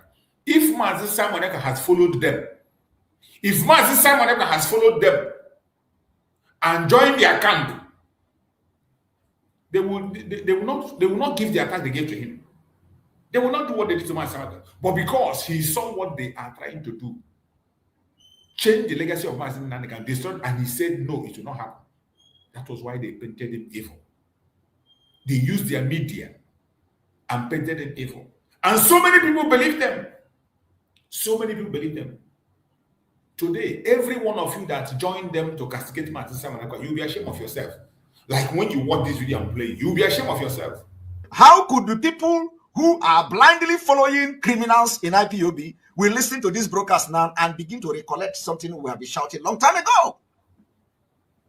How can they now watch my video to liberate themselves? But one day, they will get tired of being segregated. That day has come. They are already tired. All those people they were feeding with propaganda and lies, they are now tired. All of them now, just like Mazi Samuel said here, they are now tired and they are now seeing the truth. Many of them are apologizing. Many of them are now preaching Mazi Samuel. Segregation. I want you to listen. And me go to my life. Next state I am everywhere. And when I am boy who name tell you ko jen do no ni me. You me pour na nonsense. Onye gbaru no anniversary. The person you are hearing his voice here is Chinasa Nworu. Chinasa Nworu attacking the ESN created by Mazi Nnamdi Kanu immediately after Mazi Nnamdi Kanu was kidnapped. Attacking every structure and legacy of Mazi Nnamdi Kanu. Listen, the voice you're going to hear that Mazi Samuel is playing now is the voice of Chinasa Nworu today. Chinasa Nworu today. That is the right-hand man of Chikedozie, the DOS, sack the DOS we are talking about. This was when they started killing our people, killing the members of ESN, creating different kinds of groups to form what you have today. Listen. Onye gbaru no anniversary. Obuga you gbaru no sinu no anniversary. Engineer, why para waduku? Na ni na agwage. You see, Chinasa Nworu is telling and threatening our gallant men that you feel no so soon now we are asking Chinasa Nworu, who are these people? Apart from the ESN. Did you hear that? Chinasa Nworu indicting the ESN, challenging the ESN. That they will bring doors on my case. You know all this is happening, but some of us today, when we see what is happening today, and when you listen to this program of Mazi Samuel Okoro, every one of you that fought against Mazi Samuel Okoro should be ashamed of yourself. It was after Chinasa Nworu made this very statement against the ESN. He formed his own type of ESN. He formed them and began to kill the members of ESN. Begin to take life in it. Once you mention Mazi Nnamdi, you see that you're loyal to Mazi Nnamdi, you are gone. Mazi Samuel Okoro exposed it, but nobody paid attention. Nobody paid attention. Some of them, because of peanut they were getting, because of one another, they were still paying attention to this sacked DOS.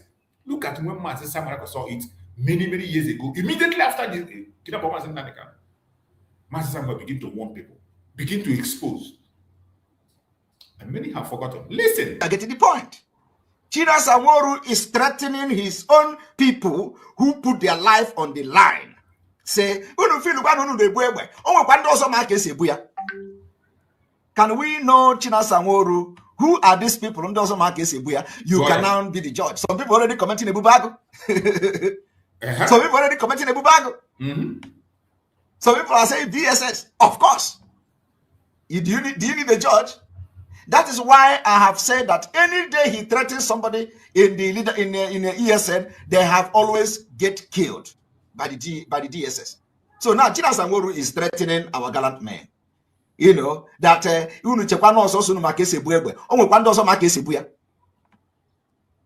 direct threat. And you remember the threat. If you did not withdraw this thing you say, you will regret it.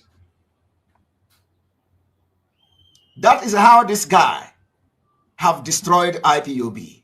Of course, he can't destroy it because Mazi Simon Ekpa saw this thing many years ago. The destruction that this Department of Saboteur that Mazi Nani site we are doing. Chinasanworu and Chike Doziem, what they were doing. He saw it and he was warning, shouting and talking and talking. Nobody paid attention. You were all carried away by one thing or the other. Today, every one of you that fought against Mazi Simon, you will be ashamed of yourself. When you come across this kind of video, you will soak yourself in shame and go and ask Chukwu Gaga for forgiveness for all the lie you told against Mazi Simon.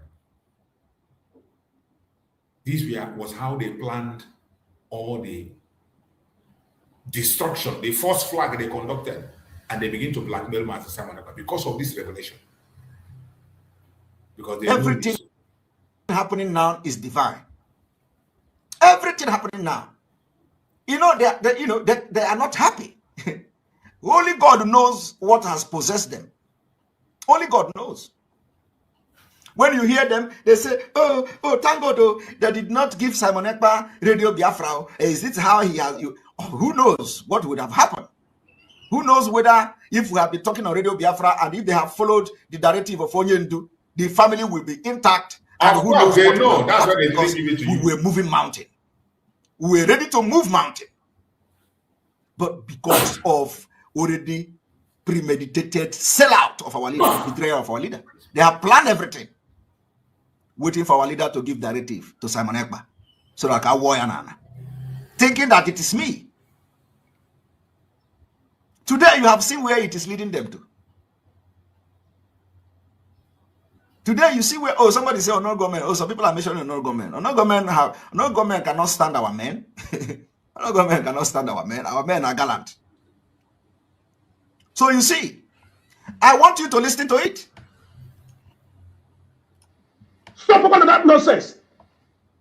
I came out on John already because of this ESN. Did you hear that? He said that Kain Nibano Aj Aha Ojo Enyerany already because of this ESN.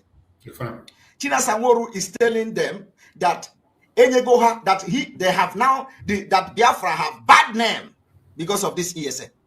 You see, the attack on ESN, some of you think it started today. Like when the ESN came and played allegiance to Mazi Nnamdi Kanu today, and they are campaigning and say this ESN don't allow it, they're creating a new group. So it is not today. They started attacking ESN. Immediately Mazi Nnamdi Kanu was kidnapped. Look at Mazi Simon. They started attacking ESN. Immediately Mazi Nnamdi Kanu was kidnapped. That was why they handed over the ones they were able to capture, and they handed them over to the governors. Use them to form the Bubago, use them to form Ndakodo, use them to form AVG and whatever they had to form. They started destroying, immediately they came as Nnamdi. That was when this video was made. 2021. But then when Mazi Simon was talking, nobody listened now. Many people today who are talking are not paying attention. We are with them. Many people that are talking today, we are there. They saw it and they didn't do anything. But look at it. Today, Mazi Simon has been vindicated. And all I'm praying is that he will be outside with us and see the new dawn. What is happening today? Are you hearing it? Oh my God. Did you just hear what he said? He said that because of ESN, they have bad name. direct fight against Nnamdi Kanu structure. Direct sabotage. They say that Nnamdi Kanu structure gave them bad name. I want you to listen to it. I didn't say it. Listen. Stop talking about nonsense. Can you give me that on John in the line already? Because of this ESA. So that they will not say I interrupted it. Stop talking about nonsense. Can you give me that on John in the line already? Because of this ESA. Did you hear that? Already because of this ESA. They are fighting the structure of Nnamdi Kanu. Now you see why the council sit at home is a part of the legacy. Now you see why they have come to change the Remembrance Day, the Heroes Day. Now you see why and I have been shouting, these people are fighting the structure, these people are fighting the legacy of Nnamdi Kanu, the irate, the illiterate who cannot reason. Oh, we are fighting for this IPOB. We are fighting for IPOB. We want to protect our structure. We want to protect this structure. We want to protect it. We want to protect it. The only person that will do something in IPOB is Nnamdi Kanu. Look at him, he's absent everywhere, Basa.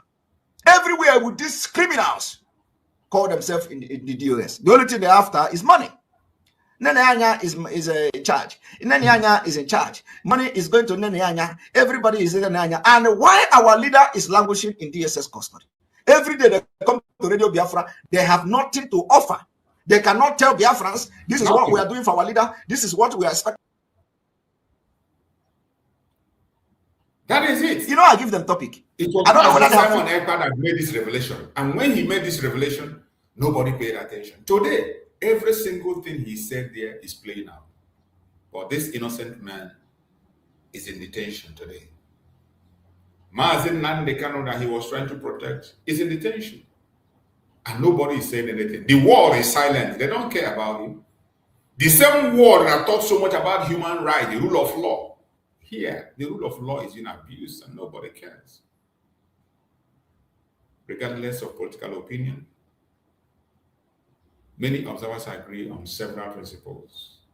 Every individual is entitled to due process under the law. That is what we are saying.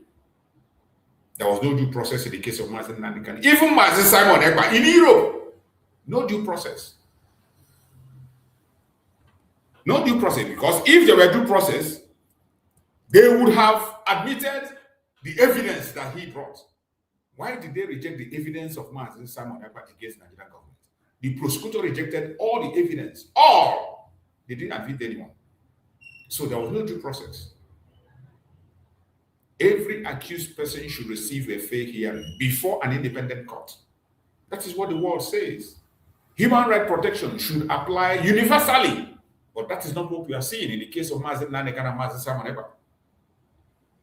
Government have responsibility to maintain public safety and enforce the law. Is that what we are seeing? No. Citizens also have responsibility to express their views peacefully and respect the right of others. The principles are central to democratic societies. But of course, Nigeria is far, far, far from being a democratic society.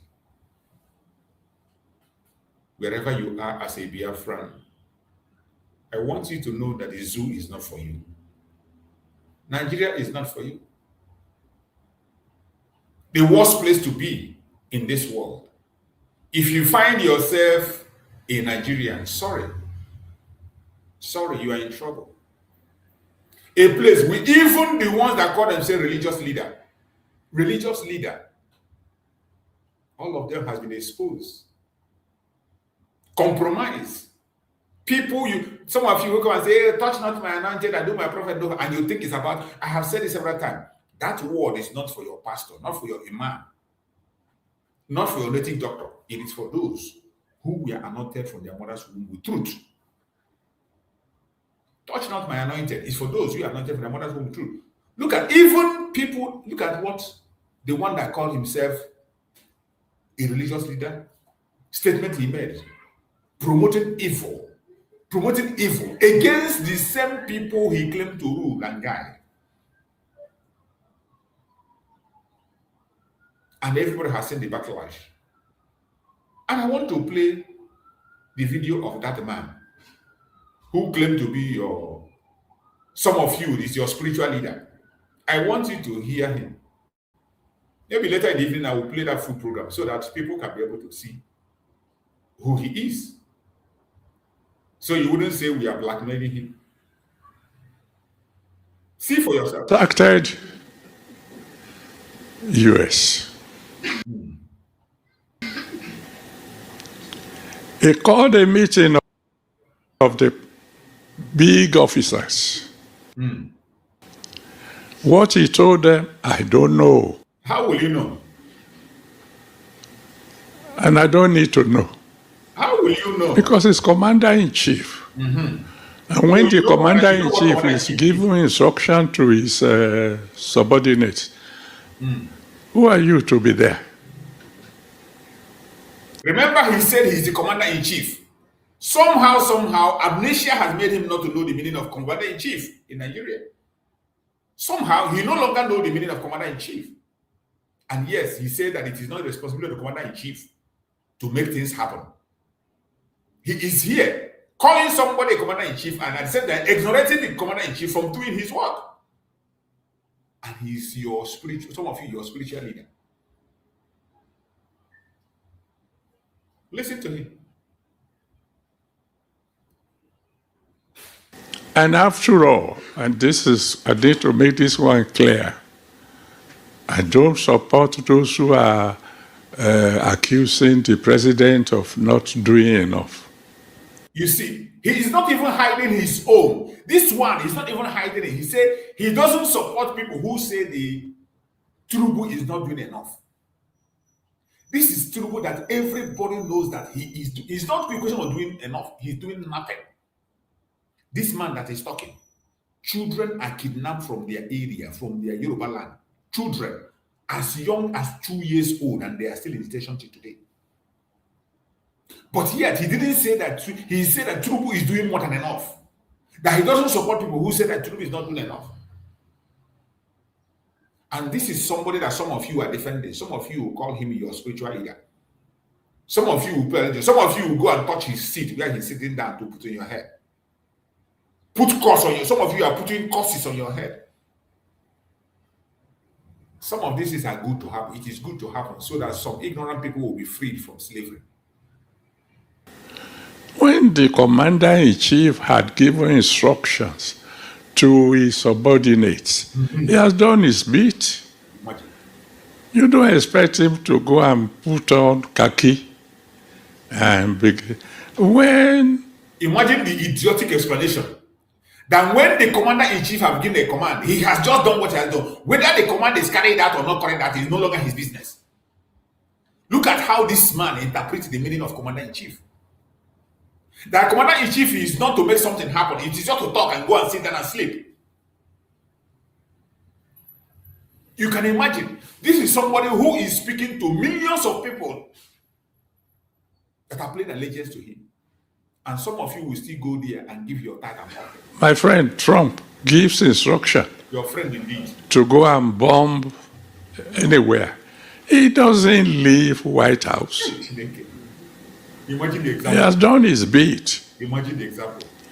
I hereby command, bomb Iran. And then he goes to his bedroom and sleep.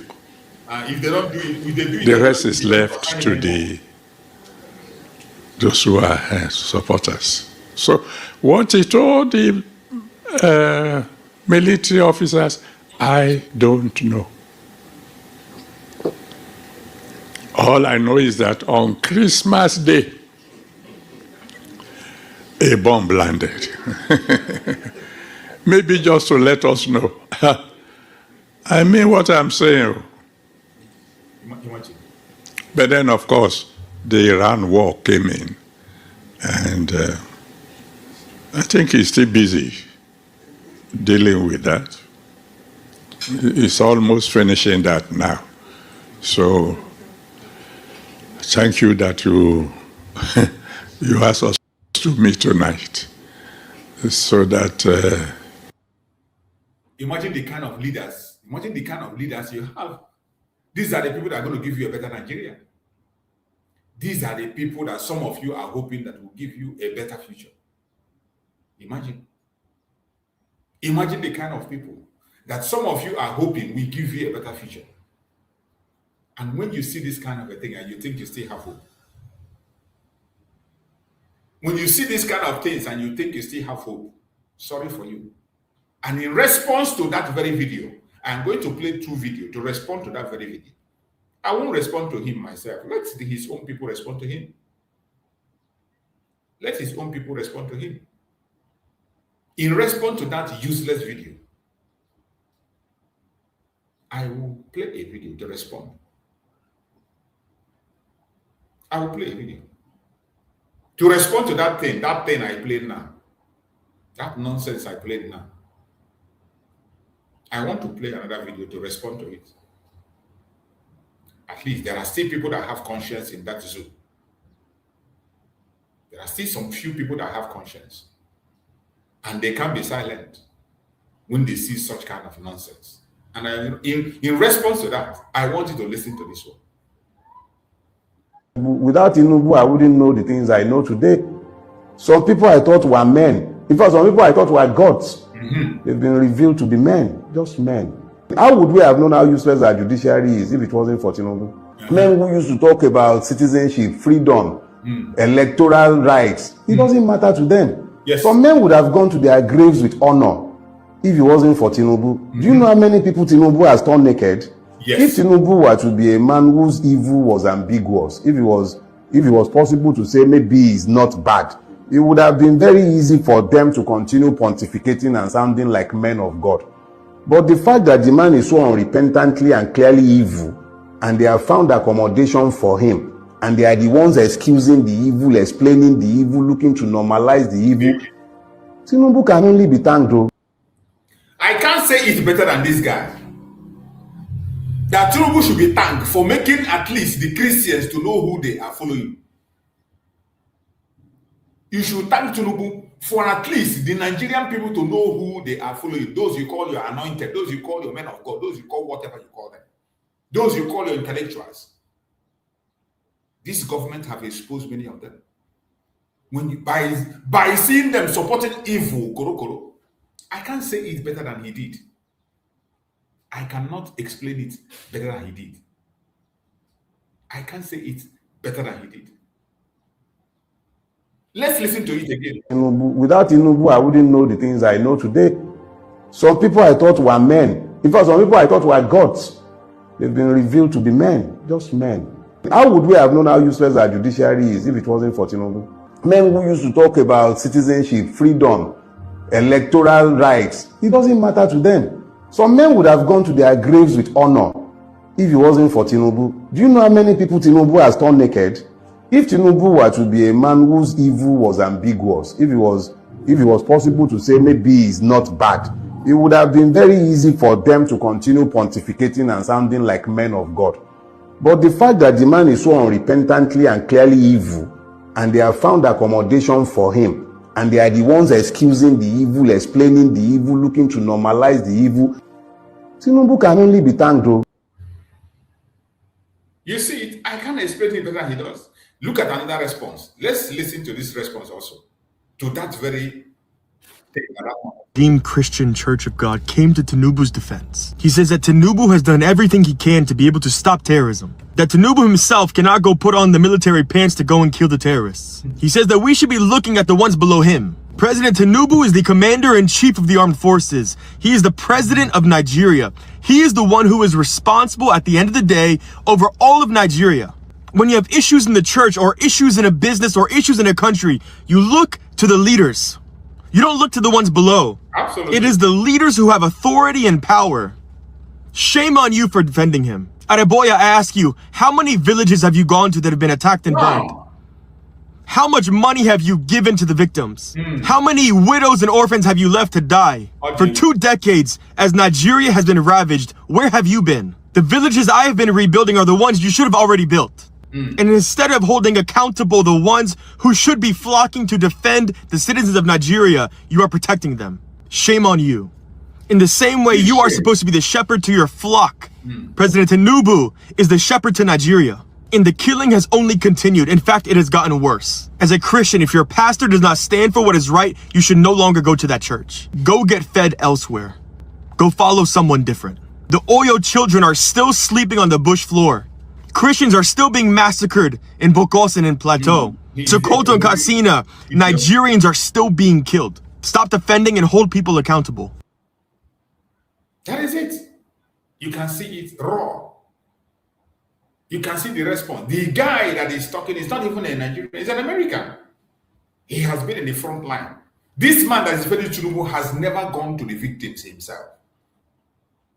He has never gone to the victims. They will tell you he's too good, but he's young to fly to America to go and speak.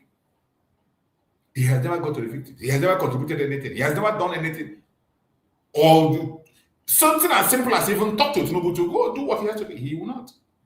He says he's not part of those who are castigating Tinubu and say he has not done enough. That he has done enough. And tomorrow on Sunday, you wash your clothes and you go to the church.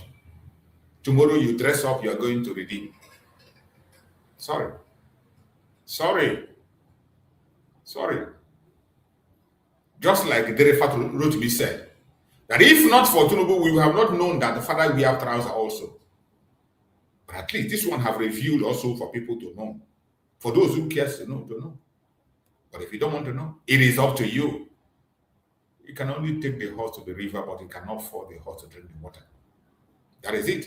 All we will continue to do is to bring information before you. Whether you accept it or you reject it, it is your own personal business. We will continue to speak, we will continue to inform, and we will continue to update.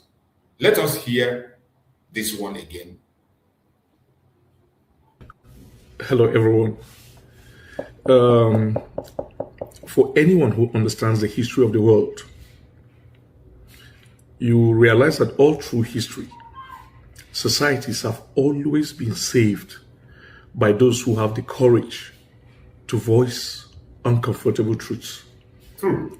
You must stand up to speak truths, because we have leaders just like we have right now in Nigeria, especially regarding these problems that affect us: Islamic terrorism, the genocide of Christians in their communities, and general pervasive insecurity in Nigeria. We have these kind of problems because of the failure of leadership. And in our case, in the Middle Belt, we have this problem because of the complicity of our leadership. And that brings me to Benue State, just like Plateau State. We have a leader who is completely in bed with our enemies, the Fulani militia, more than his own people.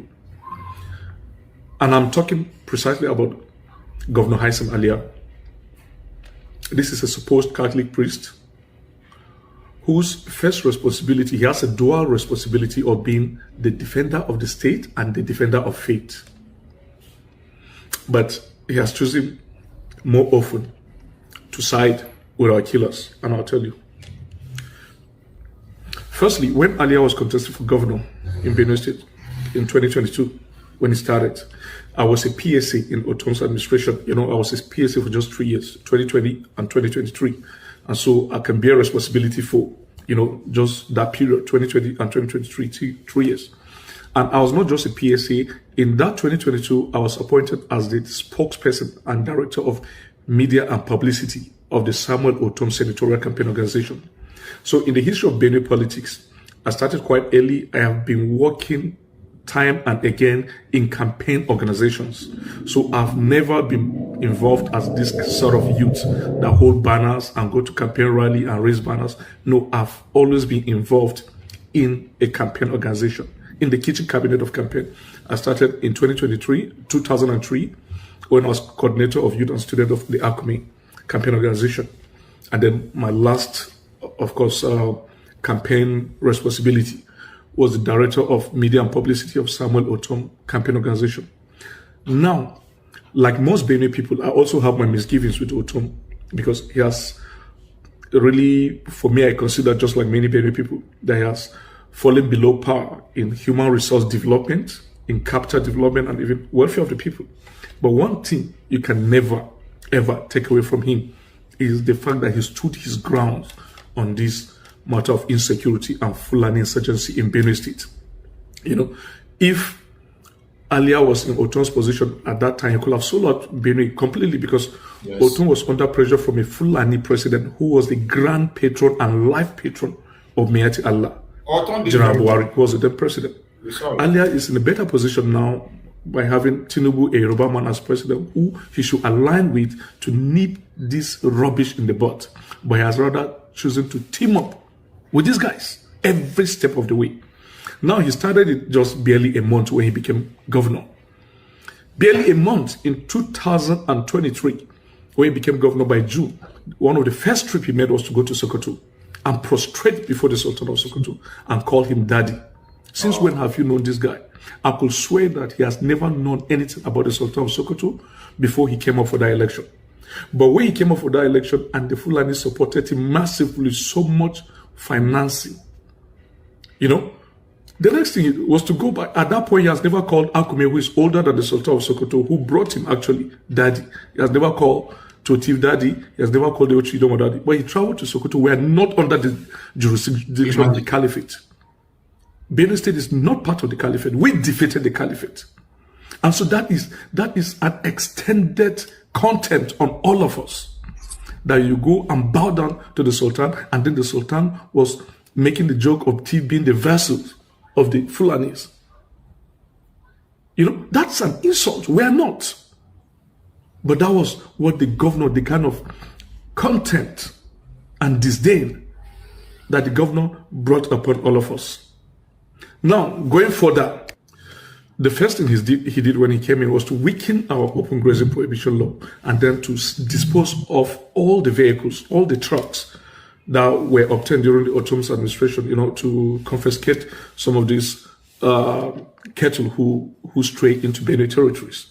You know, he made the haulage vehicles of Benue links. That is for, you know, that aside. Every step of the way, he blamed the communities where Fulani attacked rather than the Fulani. When Yerwata happened, he blamed us. The chairman of Guma first, who is his agent in Guma, first walked into Yerwata community, pocketed his hands, and was addressing the people and telling the people that they should be blamed for what befell them. At that point, that morning, the Yerwata soil was still soaked in blood. People were still crying in various locations within Yerwata. The dead were just lying on different grounds in Yerwata. But the guy came and said, we should be blamed. He said Balon people in Gwe should be blamed when Fulani killed them. Same to Turan people in Kwandi and every other place. But when this Fulani guy was killed, the Ardo Rikus, the first thing he did was to blame Benue people. He didn't blame the Fulani community. He blamed and asked for investigation to fish out those guys and to be dealt with. Now you could think that the governor of Benue State is not a strong guy. You know, you need to see how he describes Benue people. Uboko Tijija, all those very contemptuous names. You go to a church and be saying, church in Boko, and be threatening the Tape Boko, and be saying he will kill him, he will destroy, you know, the former speaker Dajo, he will destroy this. And then when he goes out and meet the Fulani governors, he begins to become like their own boy. Look, Benue in Nigeria is the buckle of the Middle Belt. If you lose Benue, Nigeria will collapse. So Benue is like California in the US, is like Texas in the US. But that is what he has been bringing upon us. A Fulani man, former minister of Foreign Affairs, Tuga, called him out on Piers Morgan Uncensored and said, if there's anything like genocide, the governor of Benue State should come out and say it to the world. 24 hours later, he came out to deny any form of genocide in Benue and describe it as skirmishes and describe it as farmer-headed crisis. Can you see the betrayal? So we've been placed in a state of embarrassment. Some of us who are out here advocating, a lot of people accost us and say they are so disappointed in our governor that this is his position. You become so embarrassed. Extremely, very embarrassed. And then this guy goes out against a bishop The bishop, let me tell you, the Bishop Anagbe is well respected 100 times in the US, for instance, than the governor. If Bishop Anagbe, for instance, is coming to the US, a US delegation will wait for him at the airport. Alia will whisk him to a US airport without anybody knowing him. He may get 1 or 2 Benue guys who may wait for him at the airport to receive him. You know, this guy arranged his minions, his aides, to desecrate the office of the bishop. And that is a Catholic priest. And so you see, whatever Alia is doing now, you understand why the canon law of the Catholic Church prohibits priests from going into politics. You see it. Because as a Christian, as a Catholic, ask yourself, has Alia at every point in time stood up to the body of Christ, to defend the body of Christ, or as a good representative or ambassador of the body of Christ? No. It's rather been a betrayal in this struggle. He said he doesn't want to share Benue money with stakeholders, that's people that brought him, gave him the ticket, free of charge of APC. But then, Benue's money has gone to the Fulanis, empowering them. Why am I saying that? It goes, the biggest contractors in Benue are people aligned with terrorism. The contractors who are doing the underpasses, his biggest ever project, are aligned with terrorism, their history. Bahas. Go and look at the directors. Who are the directors? Who are the proprietors of those companies? They have history of alignment with terrorism. Go look at the guy who is renovating the House of Assembly, Gerewa, and some roads, a Fulani contractor who's building the state secretariat in Gombe State. There are a lot of reputable thief contractors. He never patronized them. He's been patronizing Fulani and terrorist-inclined contractors and going against the valid bidding process, not putting all those things to competitive bidding. He gave them. So he has been empowering our enemies over time. We have to tell ourselves this bitter truth. I don't care if he has built a road there or he has built. The first responsibility of government is security. And the governor should be seen securing his people. It's not all about telling us that he knows the algorithm, he knows what he's doing. No, we have to see him doing it. Even if he doesn't solve it, let's see that our governor has stood up, has challenged these people. He has called them by their names. It gives you hope. It strengthens you. But the governor has never called the name Fulani. He has never called the name genocide.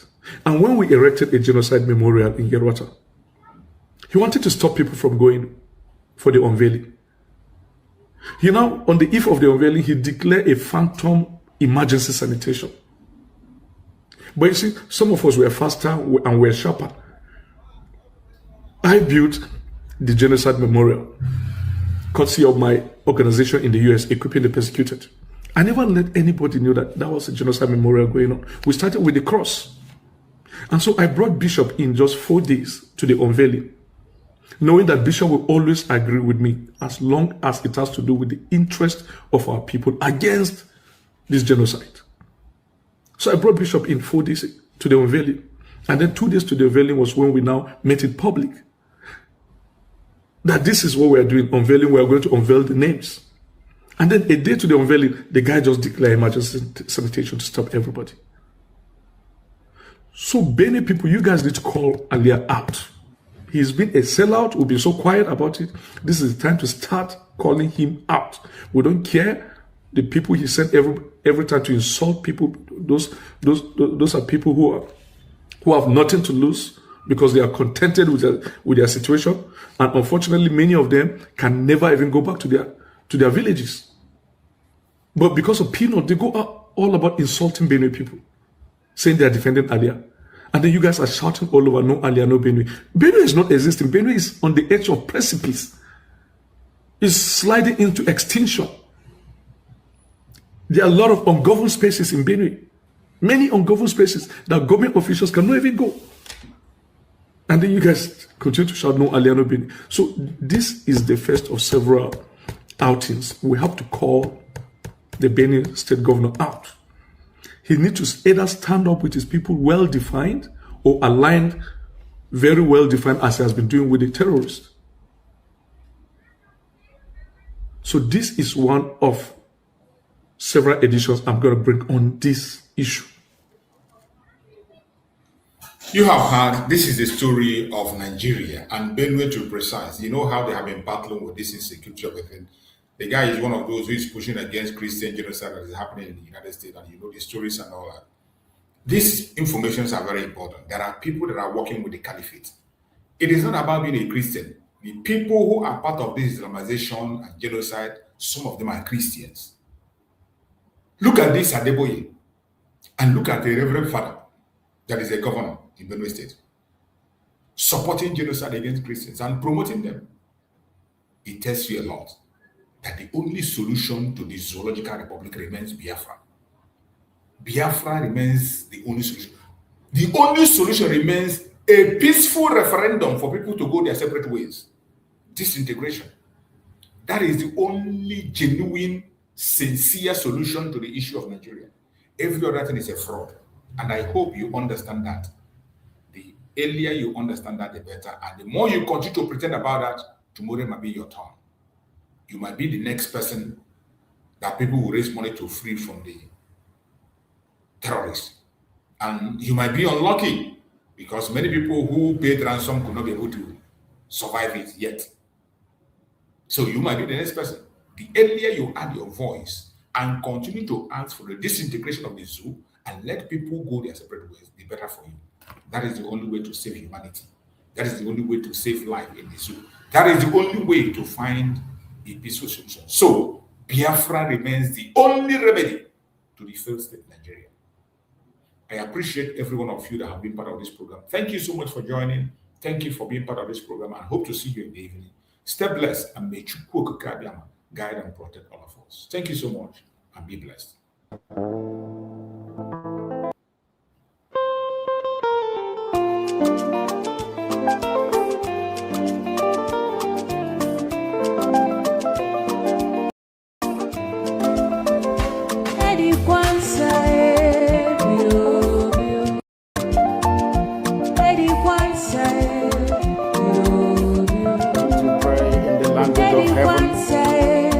Very oldest language on the face of this earth.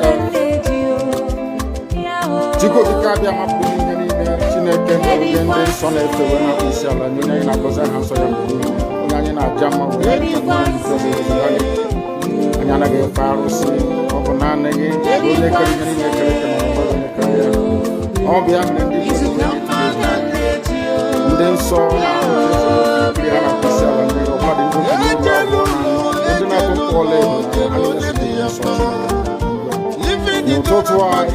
no one but you know what? They would like you to know that someone Ekpa is the cause of it. No. I am the solution, and the only way they can get to you is by kicking me out, which is not possible. I have come. Look with you. After I am done with Nigeria, Biafra will be free and enjoy freedom. Biafra will know the importance of freedom and what happens in 5 years to come. Thank you.